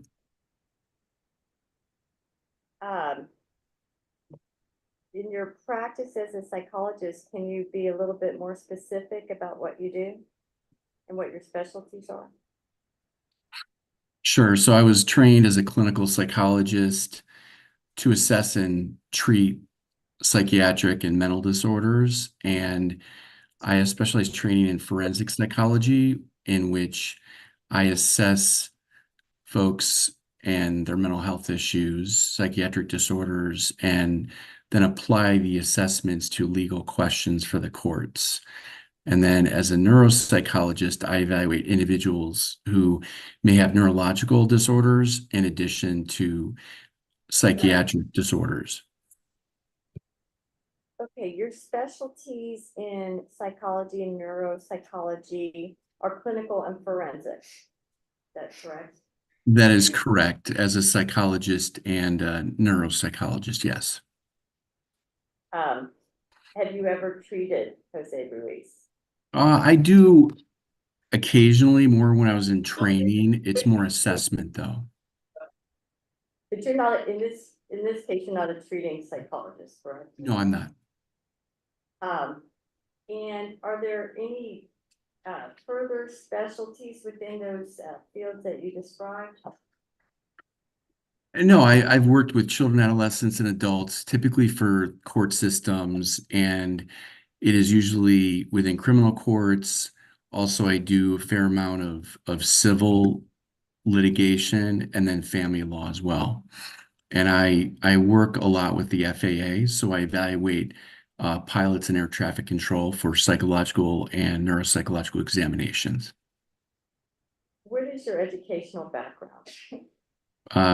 Briefly, I have a bachelor's degree, political science, psychology, and that's from University of Cincinnati. I have a master's degree in general psychology from the same university, master's degree in clinical psychology, and a doctorate in clinical psychology from Chicago School of Professional Psychology. I have a Juris Doctorate from Cleveland Marshall College of Law, and I have postdoctorate certification in clinical neuropsychology through the Fielding Graduate Institute, and then fellowship training in clinical neuropsychology from the University of New Mexico School of Medicine. You don't practice, do you practice law? No. I tortured myself through law school, and I had the degree. I had specialized in training in psychiatry and law through Case Western Reserve Law School during my law school. Can you summarize for us your work experience related to forensic and clinical psychology? Sure. So in graduate school, I really learned how to assess and treat mental health and psychiatric disorders through Cook County Jail, and then the Federal Bureau of Prisons, and both in Chicago. And then I'm originally from Ohio, so I did a residency through one of the court psychiatric clinics that was affiliated with the medical school there. It was called a Court Diagnostic and Treatment Center. And that's where I learned how to really assess defendants, not only pertaining to mental illness, but relevant to legal and forensic issues that courts, judges, lawyers may ask of me to do. After that, then I had a number of years. I've been licensed as a psychologist for about 24 years, and I can briefly run through my work experience if you wish. Well, in the last 10 years, what did you have early training in forensic psychology? Yeah, so I did, and I'm board certified in forensic psychology. And essentially, I was a director of a court psychiatric clinic in Ohio, and I worked at 4 of them. So 3 were adult, and 1 was a juvenile facility. And then I worked at I was a staff forensic psychologist at the Minnesota Security Hospital, which is the state's maximum security forensic state hospital. And that's when I then shifted gears a bit to train to become a neuropsychologist as well. In the last 9 or 10 years, I've been residing and doing most of my work, I would say between Austin and San Antonio and Houston, working within the criminal justice system, and essentially as a court psychologist and a neuropsychologist, doing examinations for pre-trial and pre-sentence purposes. So you have testified on behalf of defendants in criminal proceedings? Yes. Yes. Have you ever testified for the state of Texas in criminal proceedings? Yes, and for the courts as well. What do you mean for the courts as well? Well, the court may order a hearing on a particular issue, and I'll testify. Typically, the evaluations I do, a lot of them, or majority of them, are referred by the courts or judges and the court coordinators. And has the Bexar County District Attorney's Office engaged you as an expert in the past? Yes, they have. In your, as you have more than one board certification, or? Yes. See, I'm board certified in clinical and forensic psychology, fellowship trained in clinical neuropsychology. Is it? Your Honor, at this point, the state will stipulate as to his expertise in forensic psychology. Okay. Oh, so stipulated. Okay, thank you.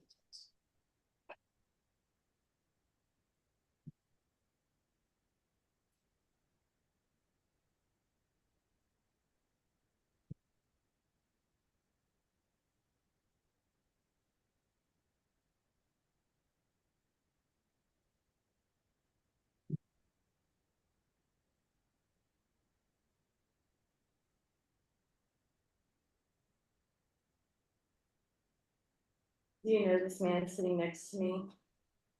I do, yeah. Mr. Jose Ruiz, yes. And have you had a chance to meet with him? Yes, I evaluated him on a few different occasions, yes. And was that a result of my request? It was, yes. And, without telling us what they are, we're gonna go into that more, but do you have some opinions that you're going to be offering today?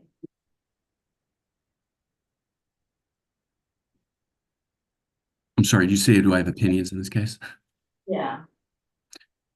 Sure, yeah, I do. I mean, I've heard much of the testimony and try to follow the trial when I could.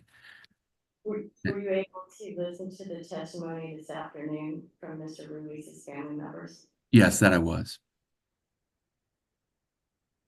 And what were the kinds of evaluations you did in this case? Well, I conducted psychological and neuropsychological evaluations with your client. And was the purpose of that for mitigation and punishment? Yes. And can you explain a little bit about what mitigation is? Sure. We're looking at any information about, the defendant, his history, that could be relevant to the jury when they deliberate as to not only the nature of his offense, but his life, his makeup, anything really about him. So, that could be any type of fact that they find would be relevant, to consider when they're sentencing him. Now, mitigating evidence may, could affect their sentencing, but really my job here is to, based on your referral question, forensic legal referral question, is to assess him, to provide as much information to you and, the trier of fact, the jury, in best understanding him when they do, consider the punishment ranges. Were there some points or bright line points that stood out to you with regard to Mr. Ruiz? Yeah, I would agree. This is an interesting case. And looking at, I guess, the dichotomy of nature and nurture in this case. The facts of his biological father, his stepfather, the way he was raised, some of his mental health and neuropsychological issues that are, innate to him, and how he functions, and how all that may lead us here with the tragedy in this case. And you're not an advocate for Mr. Ruiz, are you? No, I am an advocate for my assessment, my data, and I'm trying to be objective in this case and try to answer any questions that I have from either side. You're really his advocate in this case. So how many times did you meet with Mr. Ruiz? 3 times. And was I guess that was at the Bexar County Jail. Correct. Yes.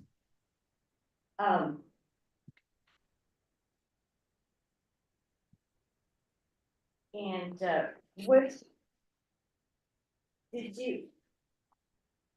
Well, what did you do on your?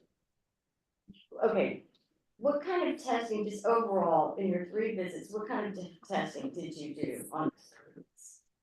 Well, I spent a lot of time interviewing him. I'm just talking about his background history, any psychiatric symptoms he may have. And then, I did a number of tests regarding, how he functions psychologically, cognitively.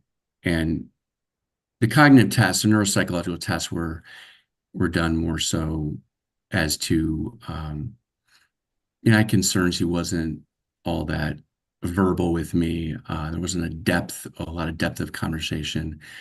And also some concussions he's had as well. Okay. So what did you do on your first meeting with Mr. Ruiz? Well, we spent a lot of time talking about his history, and he shared with me information about his life. I can, and then we did some testing. Okay, I'm sorry. The first time you met with him was the interview and some testing. Yeah. And basically most of the evaluations would be a combination of that. Excuse me, just one moment. Could I have defense approach briefly, please?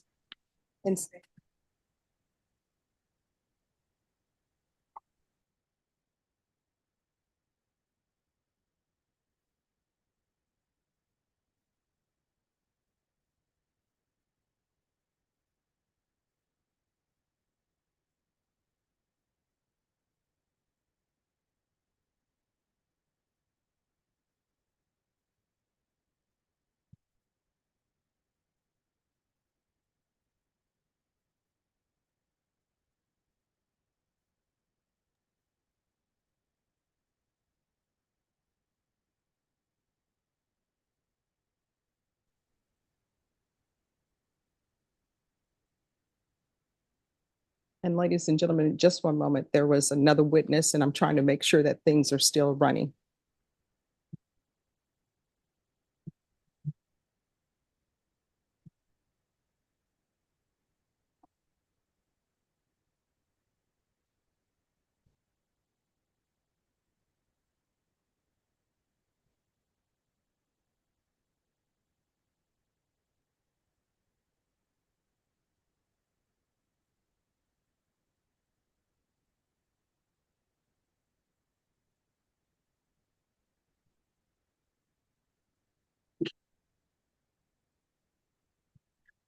I'm so sorry. Thank you. All right, you may continue.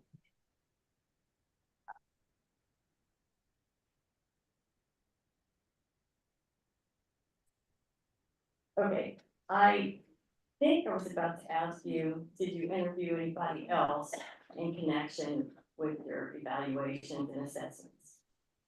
Yes, I did. I interviewed his mother, his sister, and his brother as well. And can you tell us the names of the testing that you gave him?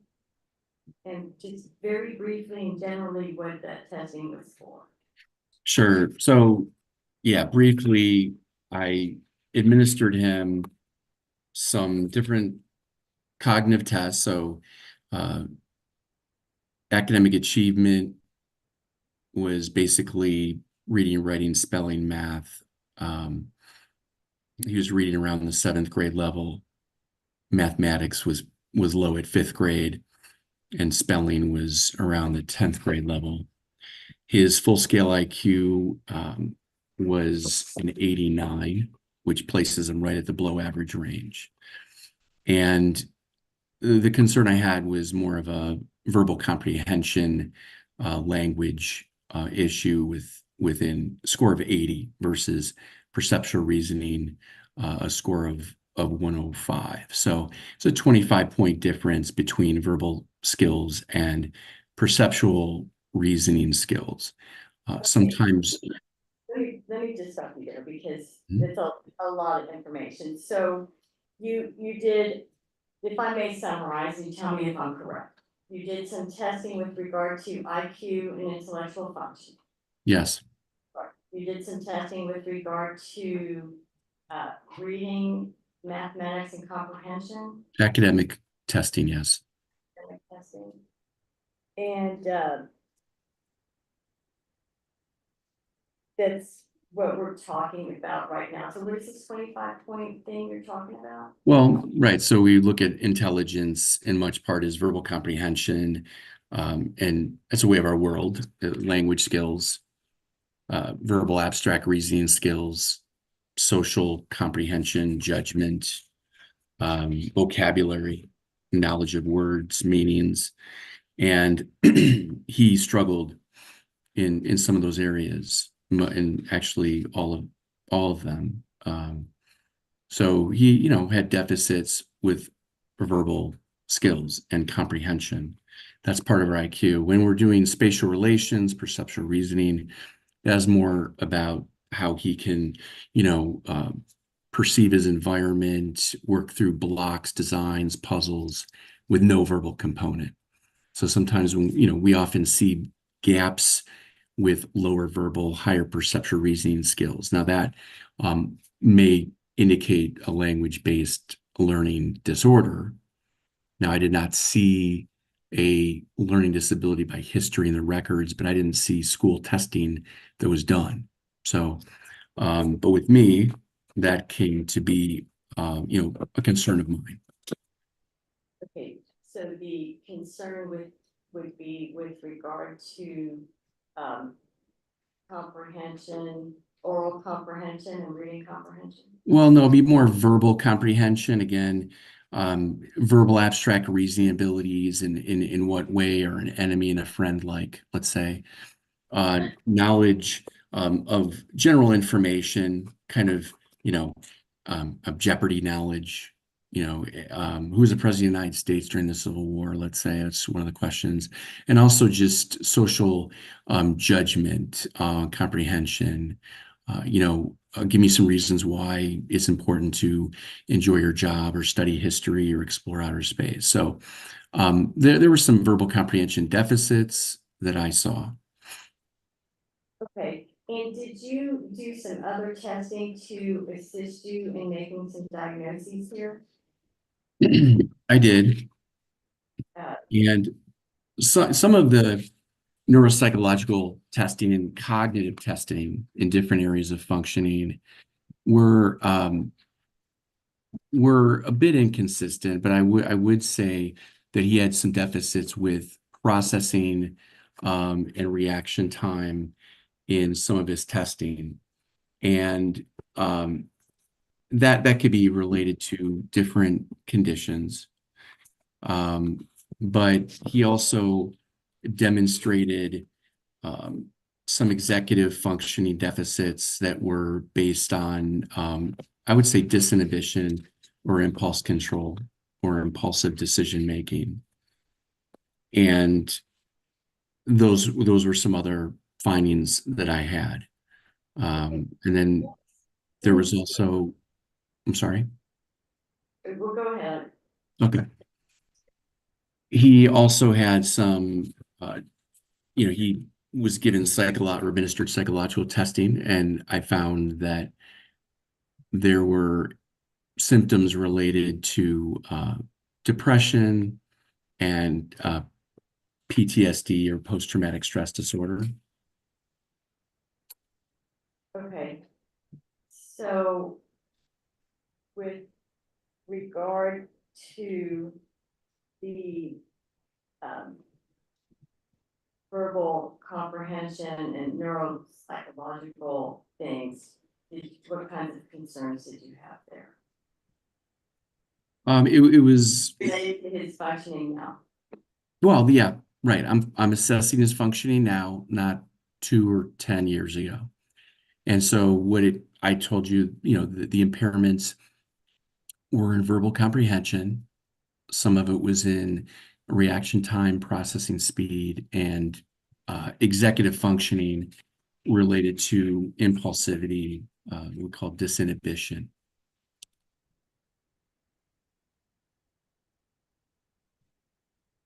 And with regard to the mental health diagnoses, can you tell us what you found? Sure. So is my opinion that there is evidence of another specified trauma and stressor related disorder, and that means he has evidence of some symptoms of PTSD. In my opinion, doesn't fully qualify because there's a numbing and avoidance effect with him, meaning he avoids the thoughts and feelings related to prior traumatic events. And when people do that, often males, they're not endorsing a number of the PTSD symptoms. But in my opinion, there was enough to warrant a other specified trauma and stress-related disorder. And similarly with depression. So I have a depressive disorder. Also, in my opinion, we call it an unspecified neurodevelopmental disorder. I think there are language, verbal comprehension deficits, but I don't have special education records with a history of that. And then also, there's evidence of an unspecified neurocognitive disorder, which means he has some neurocognitive deficits that could be due to concussions. All I'm saying is that they're valid impairments that were found in testing, and that, his brain doesn't, function correctly in all the areas of testing. And the executive functioning has to do at time, with problem solving, planning, impulse control, let's say. And then he has cannabis and Xanax use disorders as well. So there's a chemical dependency condition. Okay. Tell us, in addition to the testing you conducted and the results you saw from that, and the interviews you conducted with family members, what were the other things you reviewed in connection with this case? Well, I reviewed some appellate case law that had to do with his father, biological father. And I, interviewed family members. I reviewed some of the CPS records of different family members. I reviewed his medical records as a newborn, young child, toddler. Did you review, for example, the arrest warrant in this case? Yes, I did. I'm aware of what the jury convicted Mr. Ruiz of. So,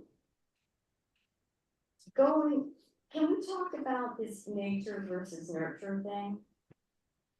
Sure. Can you explain to the jury what we mean when we talk about nature? Yes. So essentially, we're looking at, some genetic foundation, which we get traits from both parents, physical, mental traits, predispositions.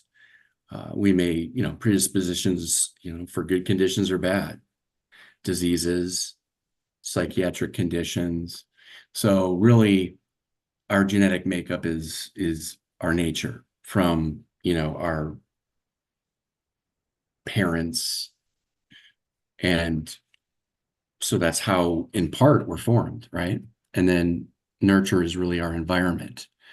And I think, there's a combination of those and how they impact an individual. So the environmental factors, social, cultural, neighborhood, they really are also involved with shaping one's, cognitive, emotional, social being, their personality, in much way how they function. So it is a fusion of nature and nurture. And in this case, I would, agree that there are certainly relevant factors that I became aware of. Well, that, with regard to factors you became aware of with regard to the nature, the genetic predisposition, the familial tree, biological tree, correct? right. And then nurture with regard to home environment and childhood experiences, life experiences, correct? Interactions within the home. That's with regard to the nurture. You had a chance to see both of these at play here. Would you say? Yeah, there were certainly concerns. What were the concerns with regard to nature, if you will? Well, it's my understanding his biological father, Sinead Ray, was involved in a sexual homicide and was convicted of murder. And he really did not have interaction with him. And then his adopted father, there was profound physical, emotional abuse, as you heard with Ruben. Ruben, so now we're talking about the environmental or Yes, nurture. Okay, yes. okay, That there were, go ahead. right, and there was also, we have, I believe his sister Shanaida had major CPS involvement with abuse and childhood abuse. And with that, that sort of substantiates that there were concerns under the nature column and concerns under the nurture column, correct? Yes, I would agree, and I know with mother there was, can't say that there was abuse, but I have concerns there of neglect to Jose in this case. There was more evidence of physical emotional abuse by Ruben, his stepfather. The abuse with regard to Ruben, the stepfather, did it give you minor concerns or major concerns? No, major concerns. I mean, in psychology, we have social learning theory, and it's, we do what we see. And, the research in our field, social science research, will, demonstrate that individuals who have been abused in offspring are more likely to perpetrate abuse when they become older. Now, it's not everyone, and it's correlated, but not always causative, because there are certain people that, may be abused that don't abuse or perpetrate when they get older. But your risk is elevated. And so in part, that's what we're talking about today is risk in this case, and then really a lack of protection. I don't think it was really until I evaluated him that he ever had a mental health evaluation. Did it seem like Jose was well protected from the abuse in his childhood? Can you repeat that? Did it seem like Jose was well protected from abuse during his childhood? No, no, I don't think so. I mean, I think that mom was working or couldn't police it somehow. He had mentioned to me that he saw his mother, I think, attempt suicide when he was age 15. She didn't get through this unscathed. So I think there's a combination of the physical, emotional abuse, chaos, even low socioeconomic status, and mom's difficulties with relationships and protecting her kids, certainly. So would you describe what's going on here with Jose somewhat generational? You see it through generations, correct? Yeah, I had heard the mother talk about, I think, some of her childhood. So yeah, it is. But we also, I think, have his brother Ruben as, criminal history as well. And so there's CPS involvement, criminal history. There's a lot of that in the family. And my opinion, certainly it's due to combination of nature and nurture. And you said you diagnosed him with PTSD? Symptoms of, yes. Okay, what caused you to feel that applied here? Sure. Well, I have, let's say, medical records from when he was, I think, 1.5 years of age that describe some major injuries. There's burning and major injuries, different areas of his body, shoulder, and I don't, he's not gonna be able to remember that. Okay. Or I think mom talked about him being in the hospital for 2 or 3 months during this period, but he's been told about it, certainly. And then, he witnessed domestic violence to his mom and to his sister, and he experienced it. So we're looking at what we call polytrauma or polyvictimization, meaning now we've got a couple different types of trauma within the family.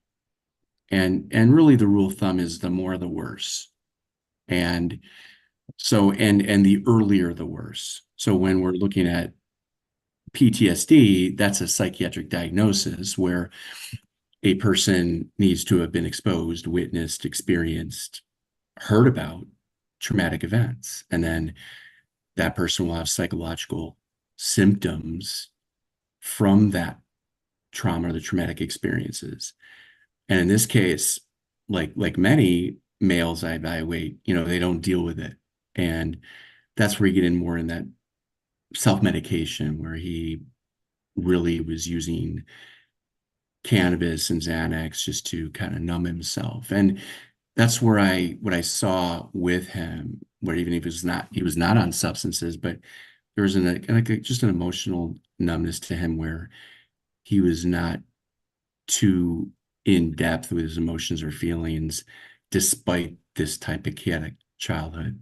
And, that's normal, certainly in the criminal justice system, and especially when I'm the first person that's, I think, ever evaluated him. When you talk about polytrauma and polyvictimization, is that complex trauma? Am I getting those confused or are they interchangeable? That's a good question. So complex trauma is really more evidence of severe trauma, and that's often within the family, interpersonal, mom, dad, child. And it could be sexual, physical, emotional abuse, or a combination. And it can affect the child in that often it's severe or it's, severe intense, but it's also often happens early, and it can be chronic, frequent and chronic, lasting a long period. But it's also close, and that's the interpersonal piece where, it's your parent, okay? And it can have a number of effects on the person, psychologically, emotionally, even socially, and as how far even interpersonal relationships, impulse control, how they view the world. So, it's certainly a negative factor, adverse childhood experience.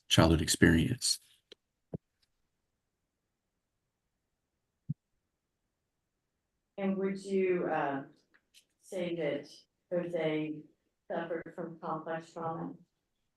I would agree with that, yes.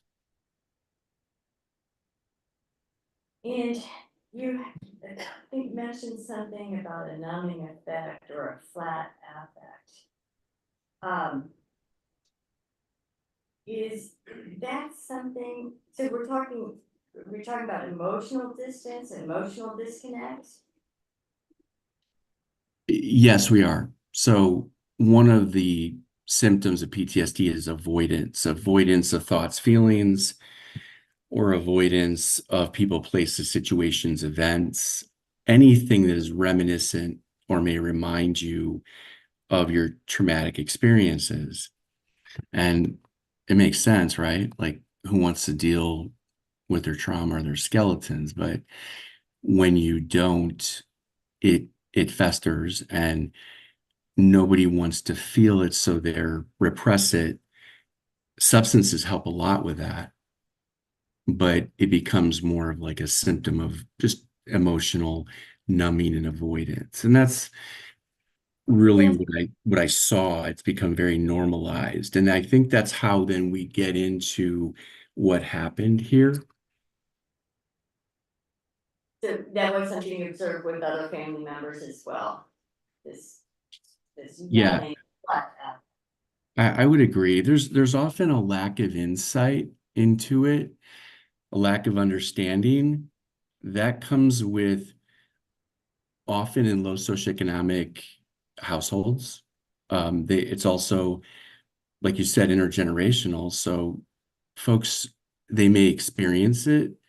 It may be awful, but it's really what they know and it's normalized. Okay, so if you experience abuse and neglect in your home, that can become normalized to you, correct?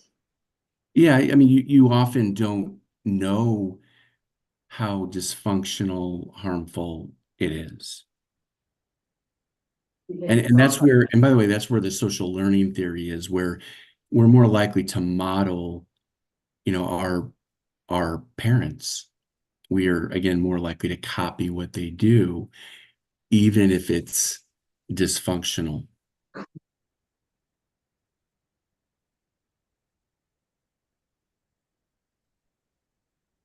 And how does the concussions, do you think concussions in childhood and a developing brain, do you think that has some significance on adult neurological functioning?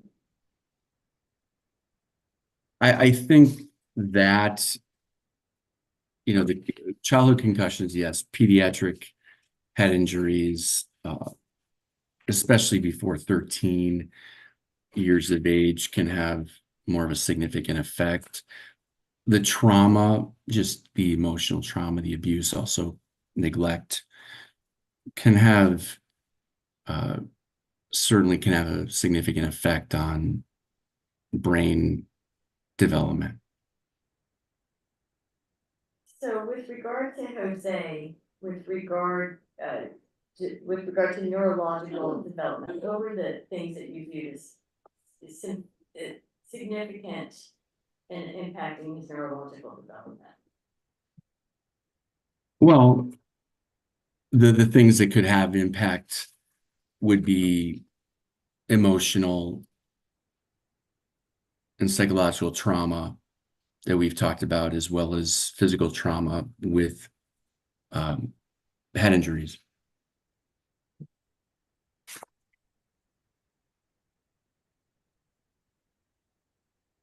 And with regard to impact on neurological functioning, was that something you also saw in your testing? Well, yeah, in the neuropsychological testing, yes, there were some, strengths, certainly strengths, and there were impairments. We're looking at the Sorry, just one moment. Dinah, do you need a break? All right, we're going to take a brief break so the court reporter can rest her hands a little bit. And I'll have you all back here at 7:25. Is everyone okay with that? All right, please rise for the jurors.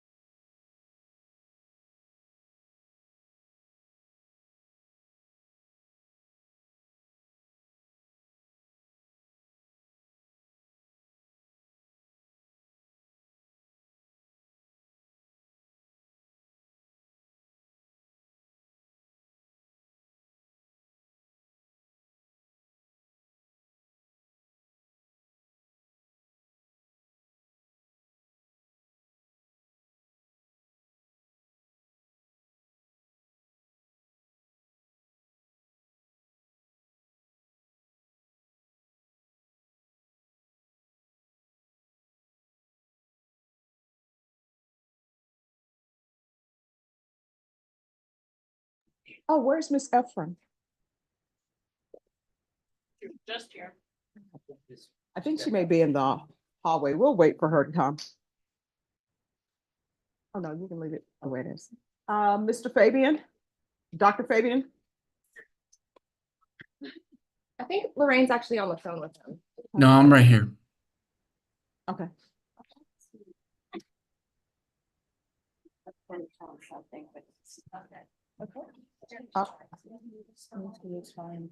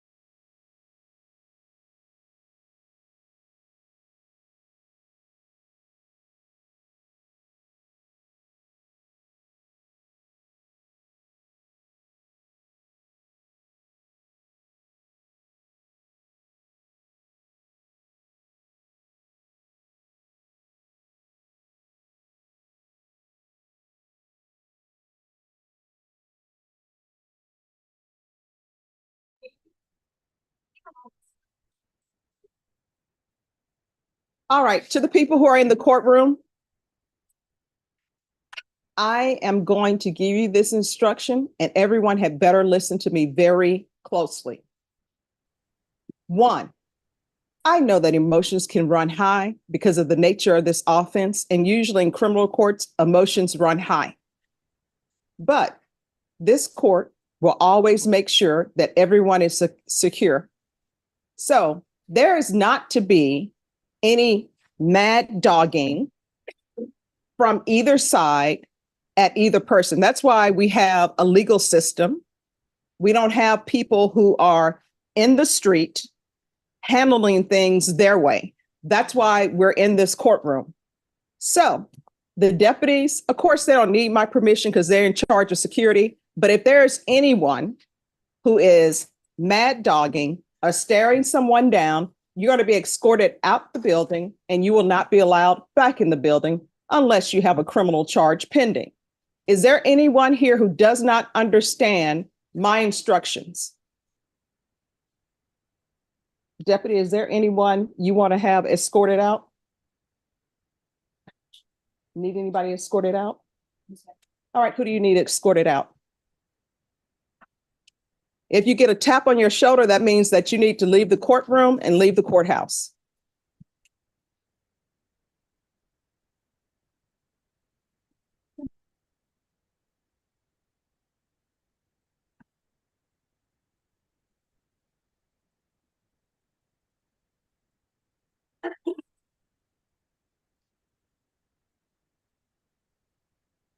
Is there anyone else who needs to be tapped on the shoulder to leave the courtroom?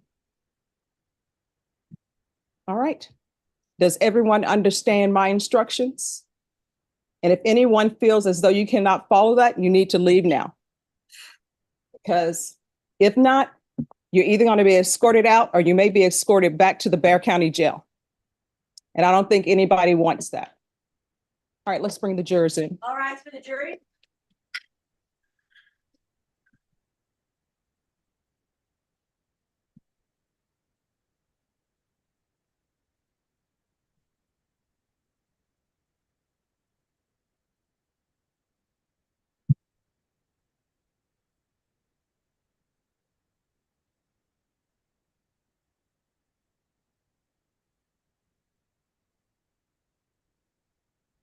All right, everyone, please be seated. And defense, it's your witness.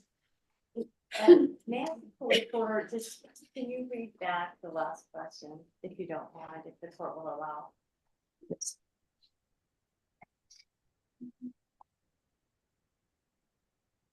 Regards and it might be rough draft.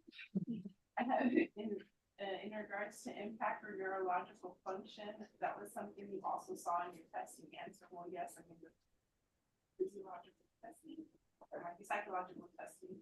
Yes, there was some, strengths and there were impairments. Thank you. All right, you may continue. Okay, hi, Dr. Fabian. So what are some of the specific instances of abuse that led to the post-traumatic stress disorder diagnosis in Jose? Well, as you'd heard from the other witnesses, there was witnessing a domestic violence by stepfather to mother, but there's also physical abuse. He had shared with me that there was beatings about every day. There was use of belts, tree branches, a lot of verbal abuse.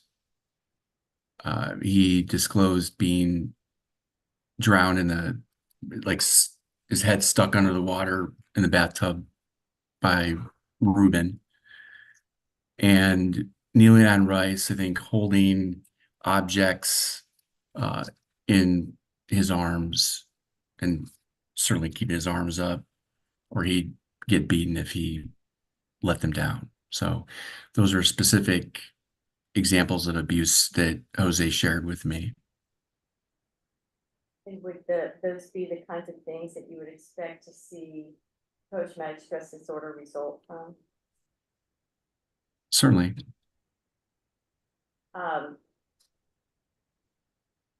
And you mentioned the term sexual homicide with regard to Jose's biological father. What did you mean by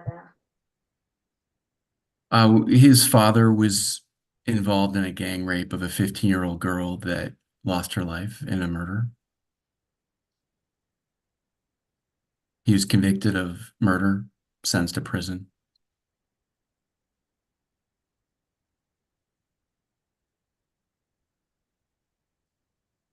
Hypothetically speaking, if his parents, father and mother, were in a loving relationship and a stable home, would this have happened?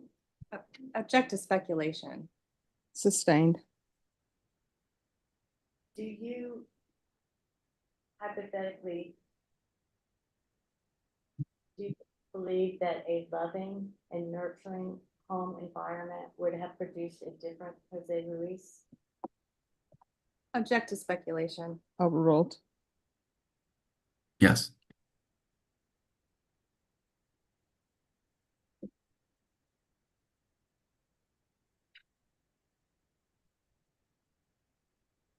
Are you surprised we're here today based on what you know about Jose? Object to relevance. All right, that'll be sustained. Can you tell us if, based on what you know about Jose, through interview, review of records, and testing, what was his risk of being here today? Was it high, low, moderate? Can you speak to that? Well, his risk was certainly elevated, and we know that being abused as a child raises your chance of being a perpetrator probably 2.5, 3 times than someone that was not abused in childhood. So these factors contributed cumulatively to place him at risk. And again, we look at the risk, but there weren't really protective factors. So he was never assessed or treated for mental health issues, for traumatic stress as a child or adolescent. And again, he wasn't evaluated by a mental health professional until I did for his court case. Pass the witness at this time. State. Yes, Dr. Fabian. Okay, first, I want to clarify something.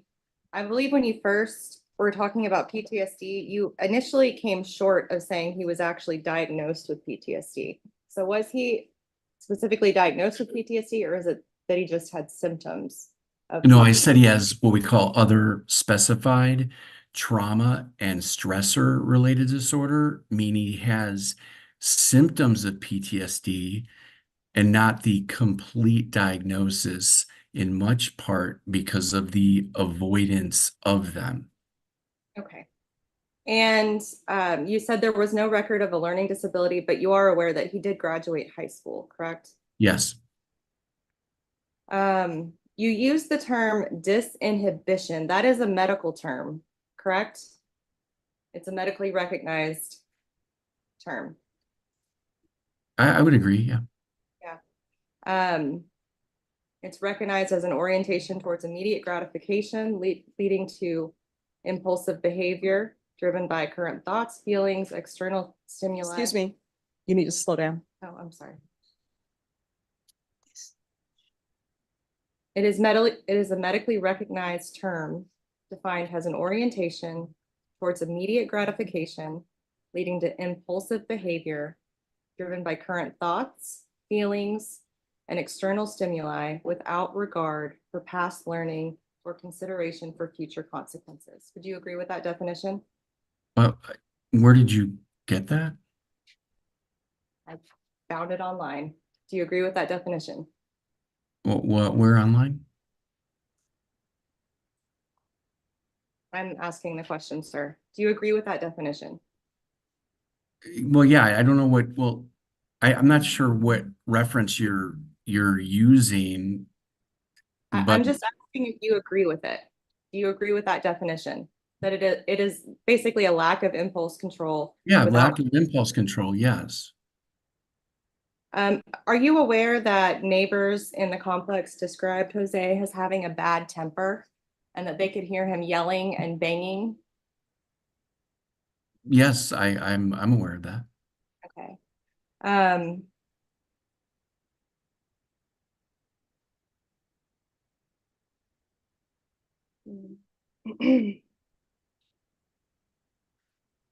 Are you aware that he would photograph Mercedes while he was abusing her? I was, yes.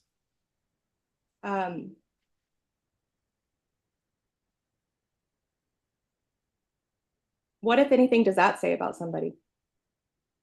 Your Honor, I object to speculation. That'll be overruled.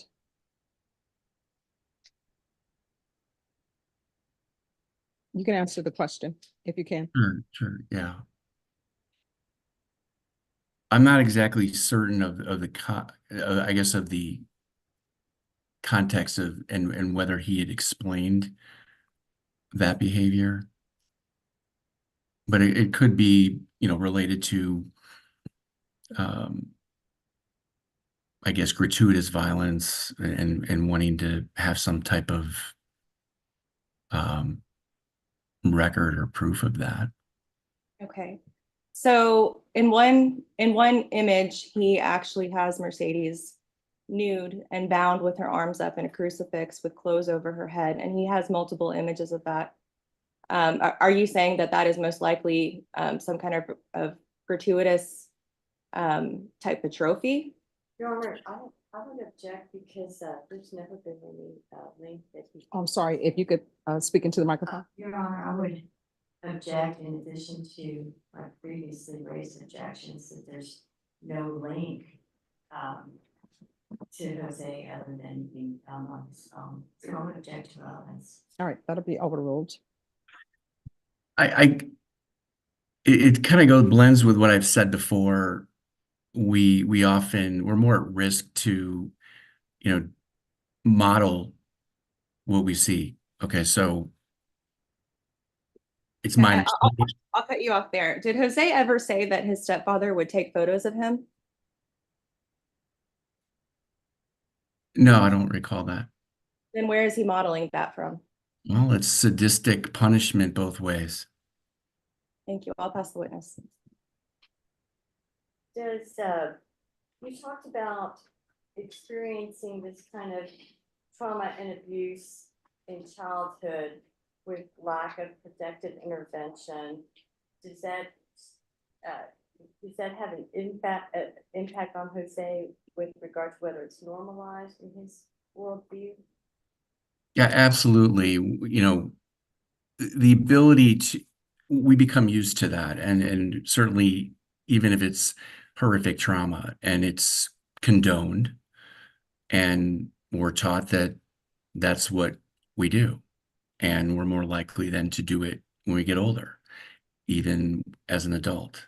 And so there are a number of factors here, a number of traumatic events, certainly, and he had never been assessed or treated.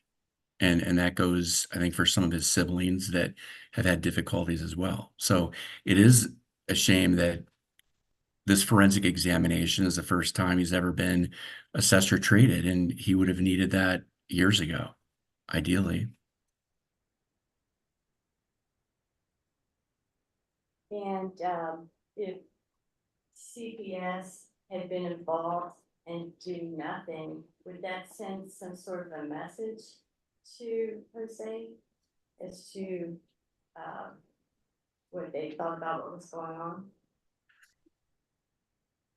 Yes, but it would also really relay that he would continue living in an unsafe, chaotic environment. And when people live in that type of environment, they're more likely to then engage in unstable relationships and then have the cycle repeat itself. And that's sadly what we see in this case. No further questions. All right, is this witness excused? Yes, John. Yes. All right, thank you, Dr. Fabian. Thank you, Judge Boyd. Take care.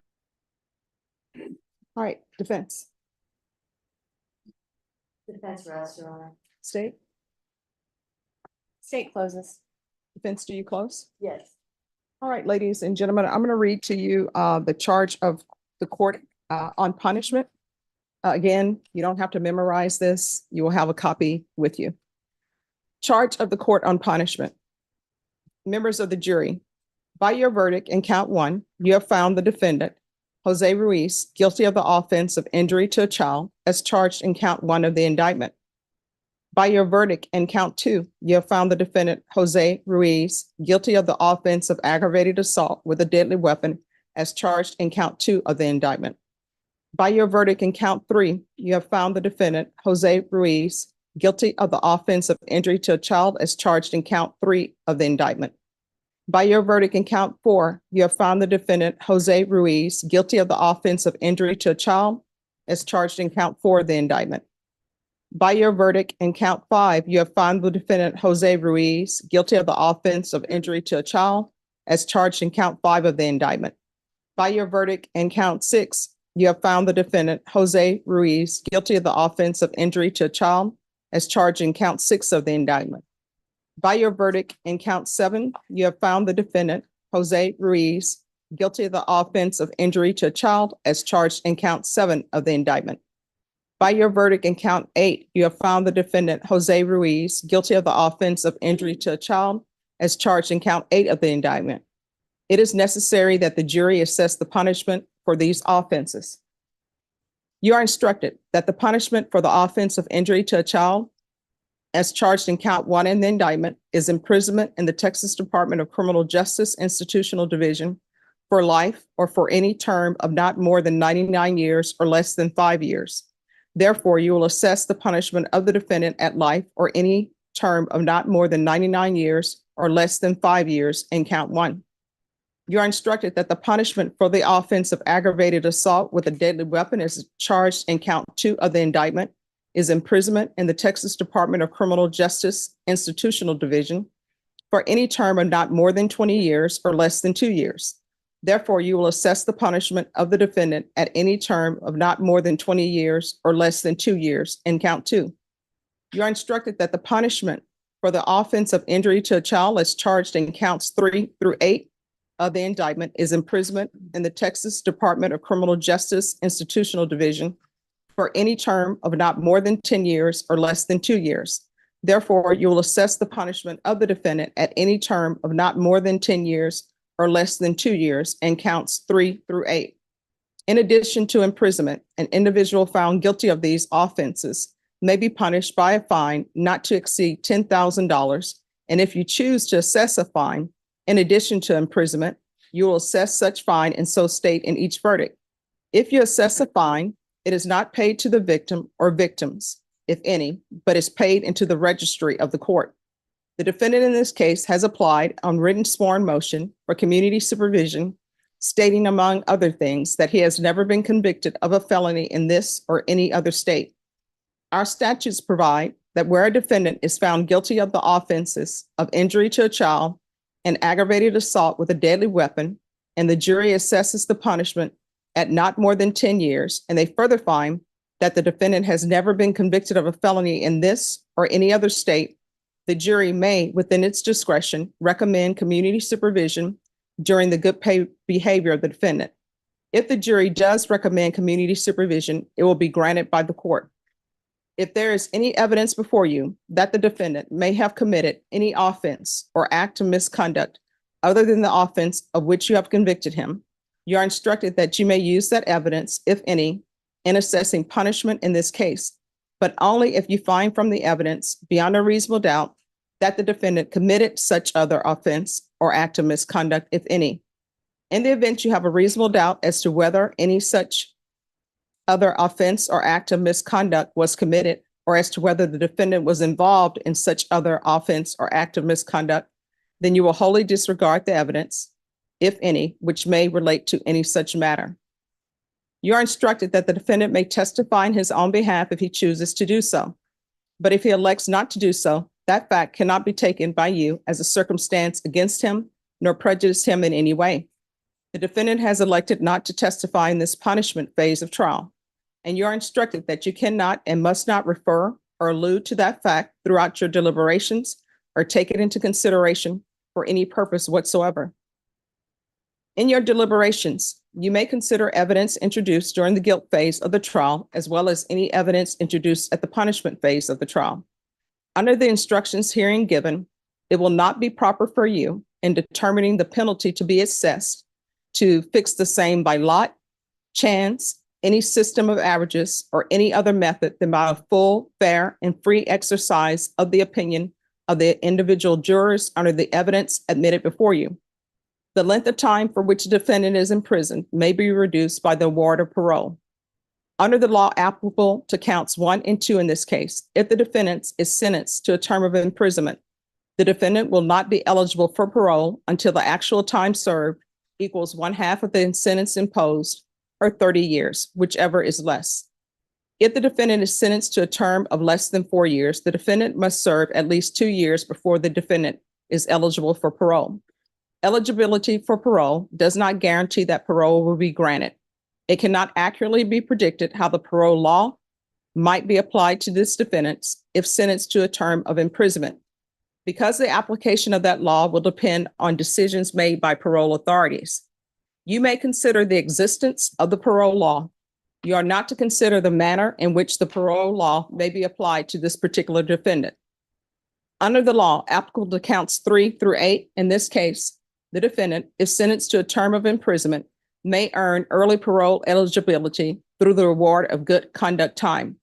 Prison authorities may award good conduct time to a prisoner who exhibits good behavior, diligence in carrying out prison work assignments, and attempts at rehabilitation. If a prisoner engages in misconduct, prison authorities may also take away all or part of any good conduct time earned by the prisoner. Under the law applicable to counts 3 through 8 in this case, if the defendant is sentenced to a term of imprisonment, the defendant will not become eligible for parole until the actual time served plus any good time conduct time earned equals 1/4 of the sentence imposed. Eligibility for parole does not guarantee that parole will be granted.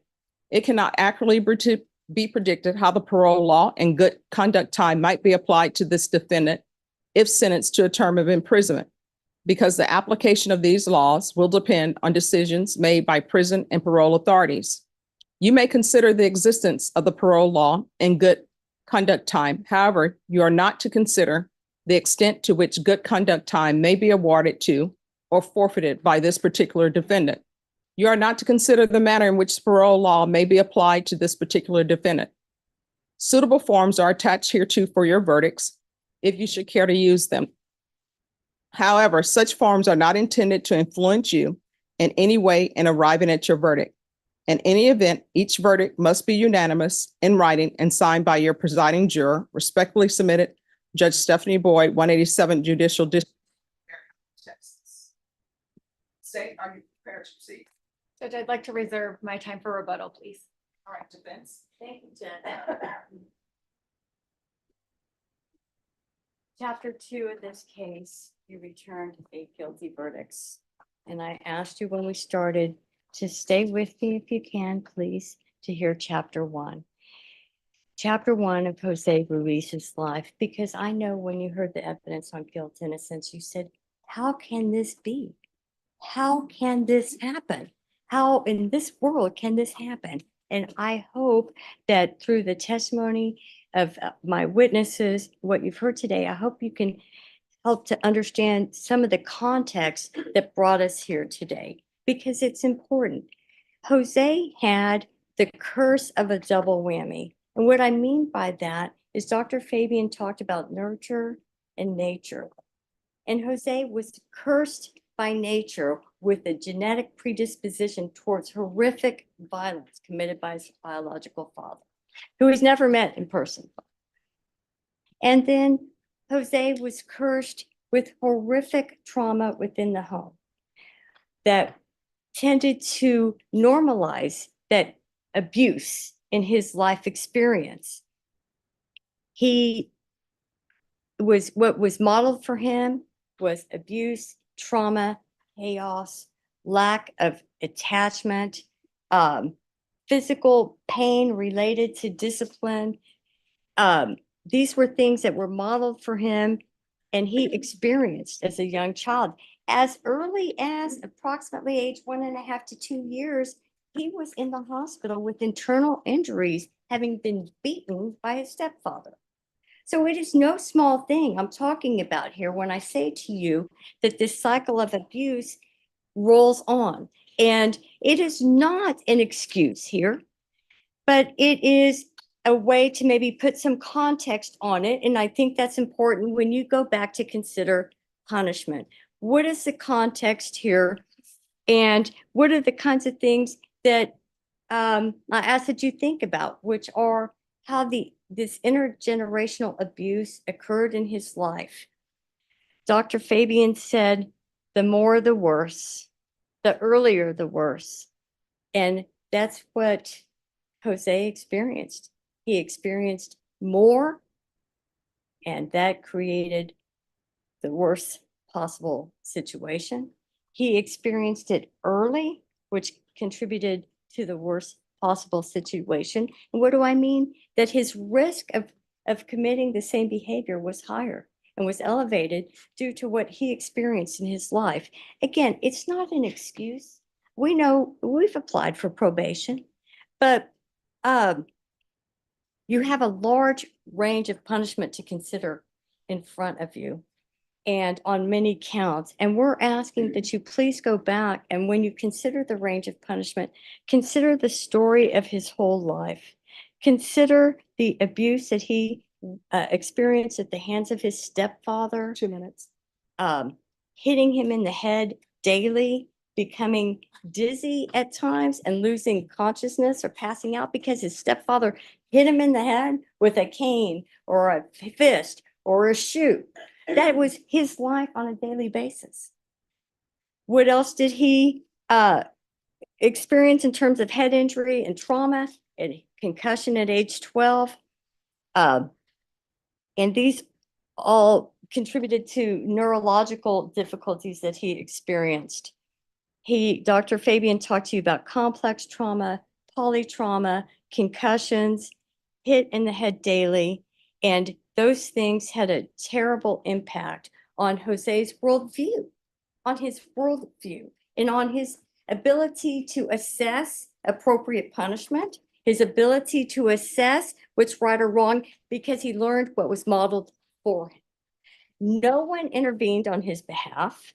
No one acted in a protective way towards Jose. It happened and it happened and it happened again, day after day, and no one did anything. What is the message that that sends to him?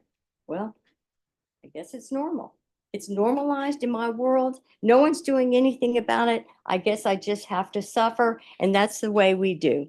And that is part one of Jose's life that brings him here today.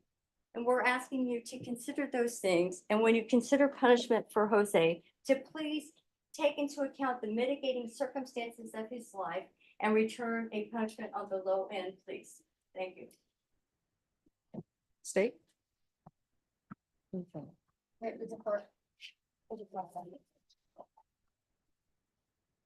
know who doesn't get a chapter 2? Mercedes Lozoya. She didn't even get to finish chapter 1.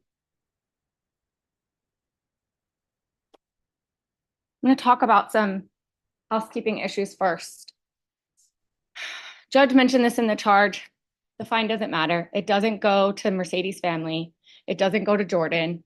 It goes to the court system. Do what you want to with the fine. We're not going to ask you to assess any fine, but if you want to, go right ahead. Punishment on each of these 8 counts does not stack. It does not run. Your Honor, I object to that being stated to the jury. Sustained. I would ask that the jury be instructed to disregard that. All right, ladies and gentlemen, you're instructed to disregard. Your Honor, based on the fact that I believe that creates a constitutional violation against my client's rights for fair trial due process, I have to disregard. All right, that'll be denied. Ladies and gentlemen of the jury, you're to ignore that. Does everyone understand? Yes. All right, you may continue. Thank you, Judge. Okay. Let's talk about some things that defense counsel brought up. They're asking you to consider Jose's whole life, the story of his whole life. I'm asking you to consider Mercedes' life and the life that she did not get to live. The life of torture and abuse that this man did to her. And defense wants you to believe that it's not his fault because this is what happened to him. This is learned behavior. Well, you know what? Jose himself told y'all when he was talking to Detective Size that no way would he have ever done those things to Mercedes Lozoya because he knows how it feels. He knew how it felt. The things that he did to that little girl, he knew what he was doing. And his mother got up here and told you he knows right from wrong. And that jail call tells you he knew what he was doing was wrong. I'm not going to show you the horrible pictures again. I am going to show you one slide that's connected. If not, Brittany brought up in her closing the timeline of the day of that thumbtack picture. And that shortly thereafter, that ring camera picture of the thumbtacks were the bound crucifix nude photos of Mercedes. And now you've learned that 2 minutes later, he's taking a picture of her vagina. Your Honor, I object. That's not in evidence at all. It was the testimony. Ladies and gentlemen, you'll remember the evidence as you've heard it. You've now heard from people who loved Mercedes. You've heard about Jordan, how Jordan carries a bear and she likes to sleep with a bear that she calls Sissy because she misses her sister. But she's now changed her name to carry on her sister's name. Her favorite color is purple because that was her Sissy's favorite color. You've heard from Uncle Rodney, who wanted this little girl. They wanted her. they could have taken good care of her. And he took that from them. 1 minute. Thank you, Judge. The prior abuse is no excuse. Somebody has to end the cycle.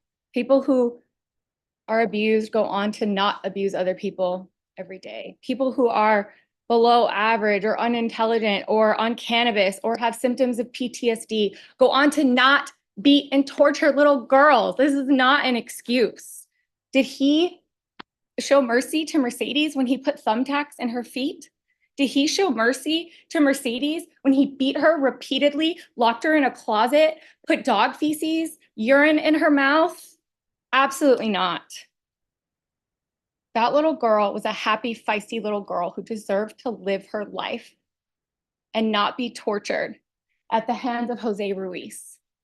I ask that you not show him any mercy, just like he did not show Mercedes any mercy, and sentence him to the max punishment allowed on each count.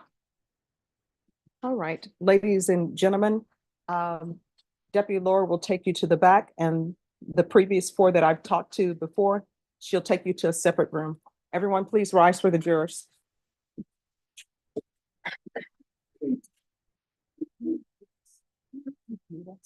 Thank you.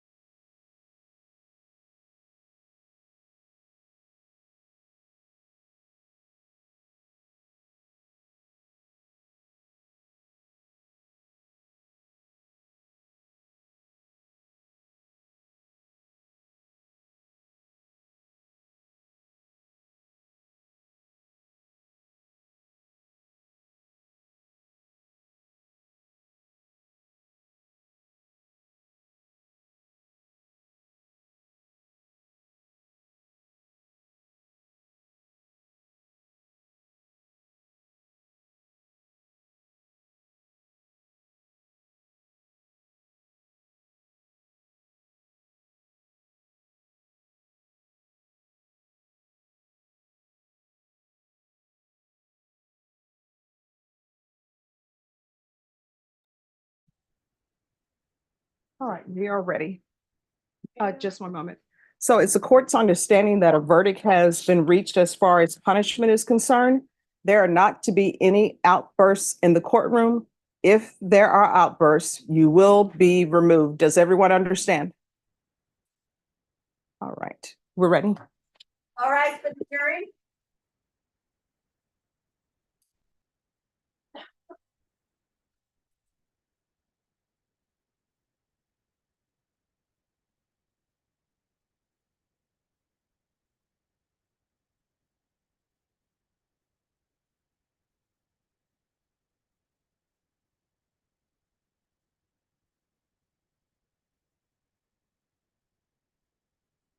All right, everyone, please be seated. All right, ladies and gentlemen, it's the court's understanding is that you've reached a verdict as it relates to punishment. Is that correct? Yes, Your Honor. And is that verdict unanimous? Yes, Your Honor. All right, if you'll pass the verdict form to Deputy Laura, please.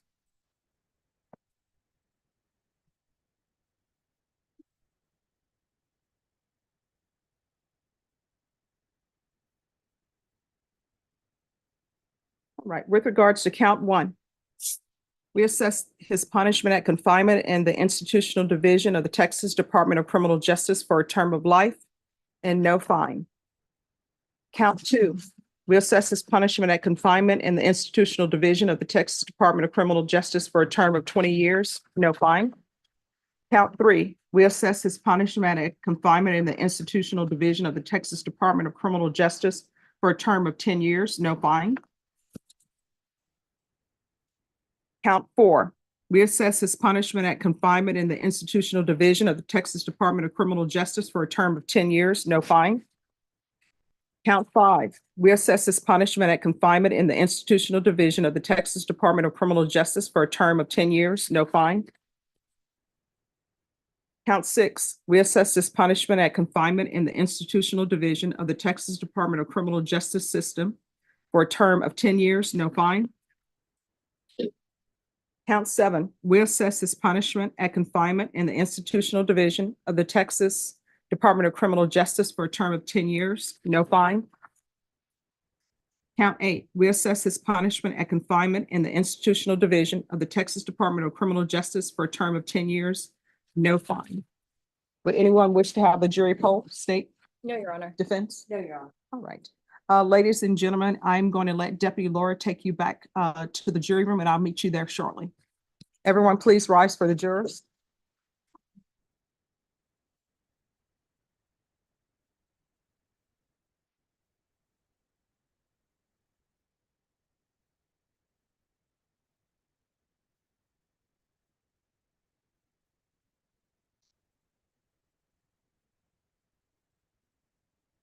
All right, everyone, please be seated.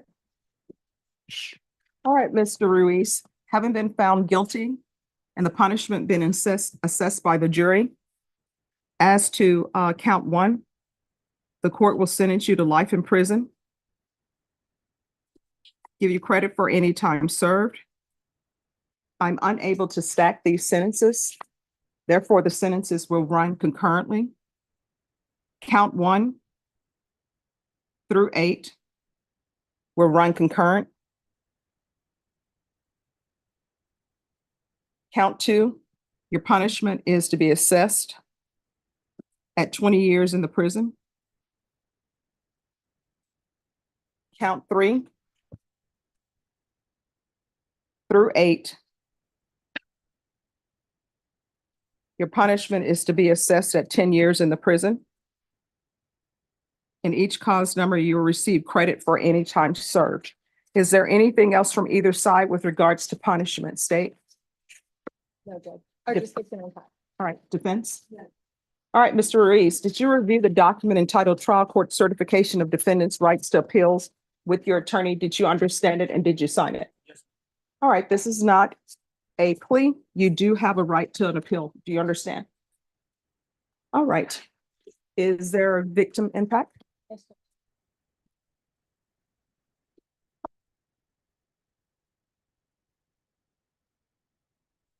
All right, you may proceed. Actually, give it from back there seated.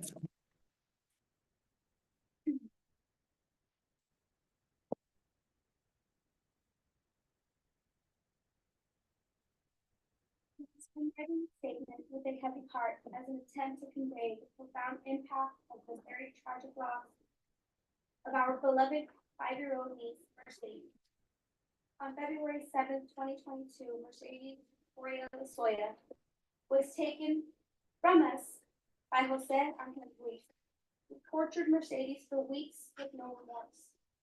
Instead, my family and I sit here and watch him as he grins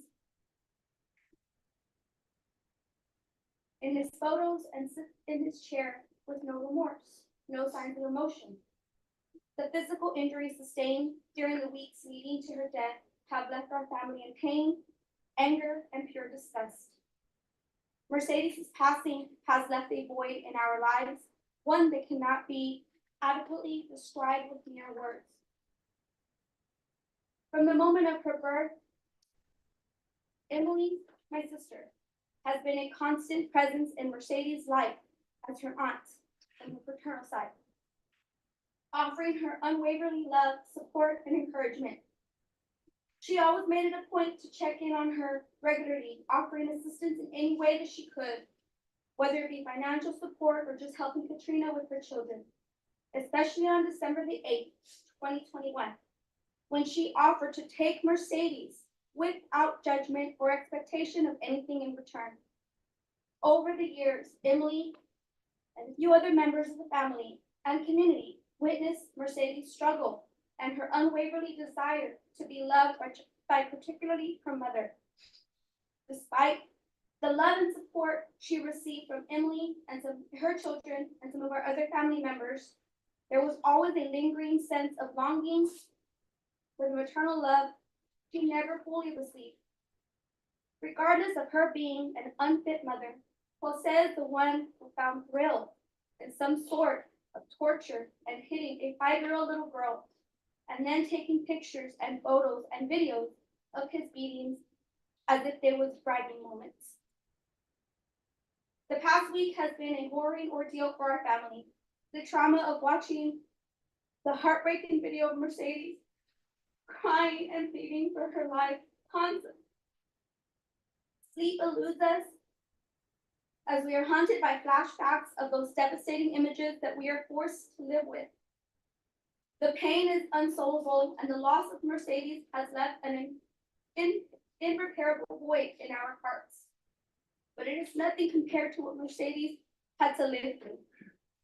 In addition to the grief and anguish caused by the loss of our beloved niece Mercedes, there is a burden of guilt and frustration that also weighs heavily on our hearts. Many outsiders have questioned why no one intervened to help Mercedes in her time of need. We want to express that we tried everything in our legal power to protect Mercedes from harm. Repeatedly, we reached out to authorities to share reports of concerns about Mercedes' well-being. Emily would beg Katrina, her mother, to allow her to care for Mercedes and her sister Jordan, especially after witnessing Mercedes' plea that she was treated differently. Each time her efforts were met with the same response: nothing is found, nothing is wrong, nothing can be done. Despite her persistent efforts to advocate for Mercedes' safety, she was met with hurdles and indifferences. It is a source of deep regret and anguish that these pleas for help went unanswered, and the tragic consequences of this failure are impossible to bear. Our children, Mercedes' cousin and Jordan, her sister, who were particularly close. Her cousins and her sister had a transcendent mirror. They were best friends, confidants, and playmates. The thought of our children growing up without their beloved cousin Mercedes is a devastating reality that we struggle to comprehend. Their innocence was shattered by the cruel hand of fate, and the loss of their companionship weighs heavily on their hearts. Your Honor, I urge you to consider the full extent of harm caused by the defendant's actions when determining the appropriate sentence. No amount of punishment can undo the pain and suffering inflicted upon Mercedes and our family. But justice demands accountability and recognition of the harm done. In closing, I plead once again for Mercedes. Her life was tragically cut short, leaving behind shattered dreams and broken hearts. As we grapple with the pain of her Of her absence, we seek hope that her memory will be honored and her voice and the voice of other children who are in similar situations will be heard. Thank you for allowing us to share our statement with the court.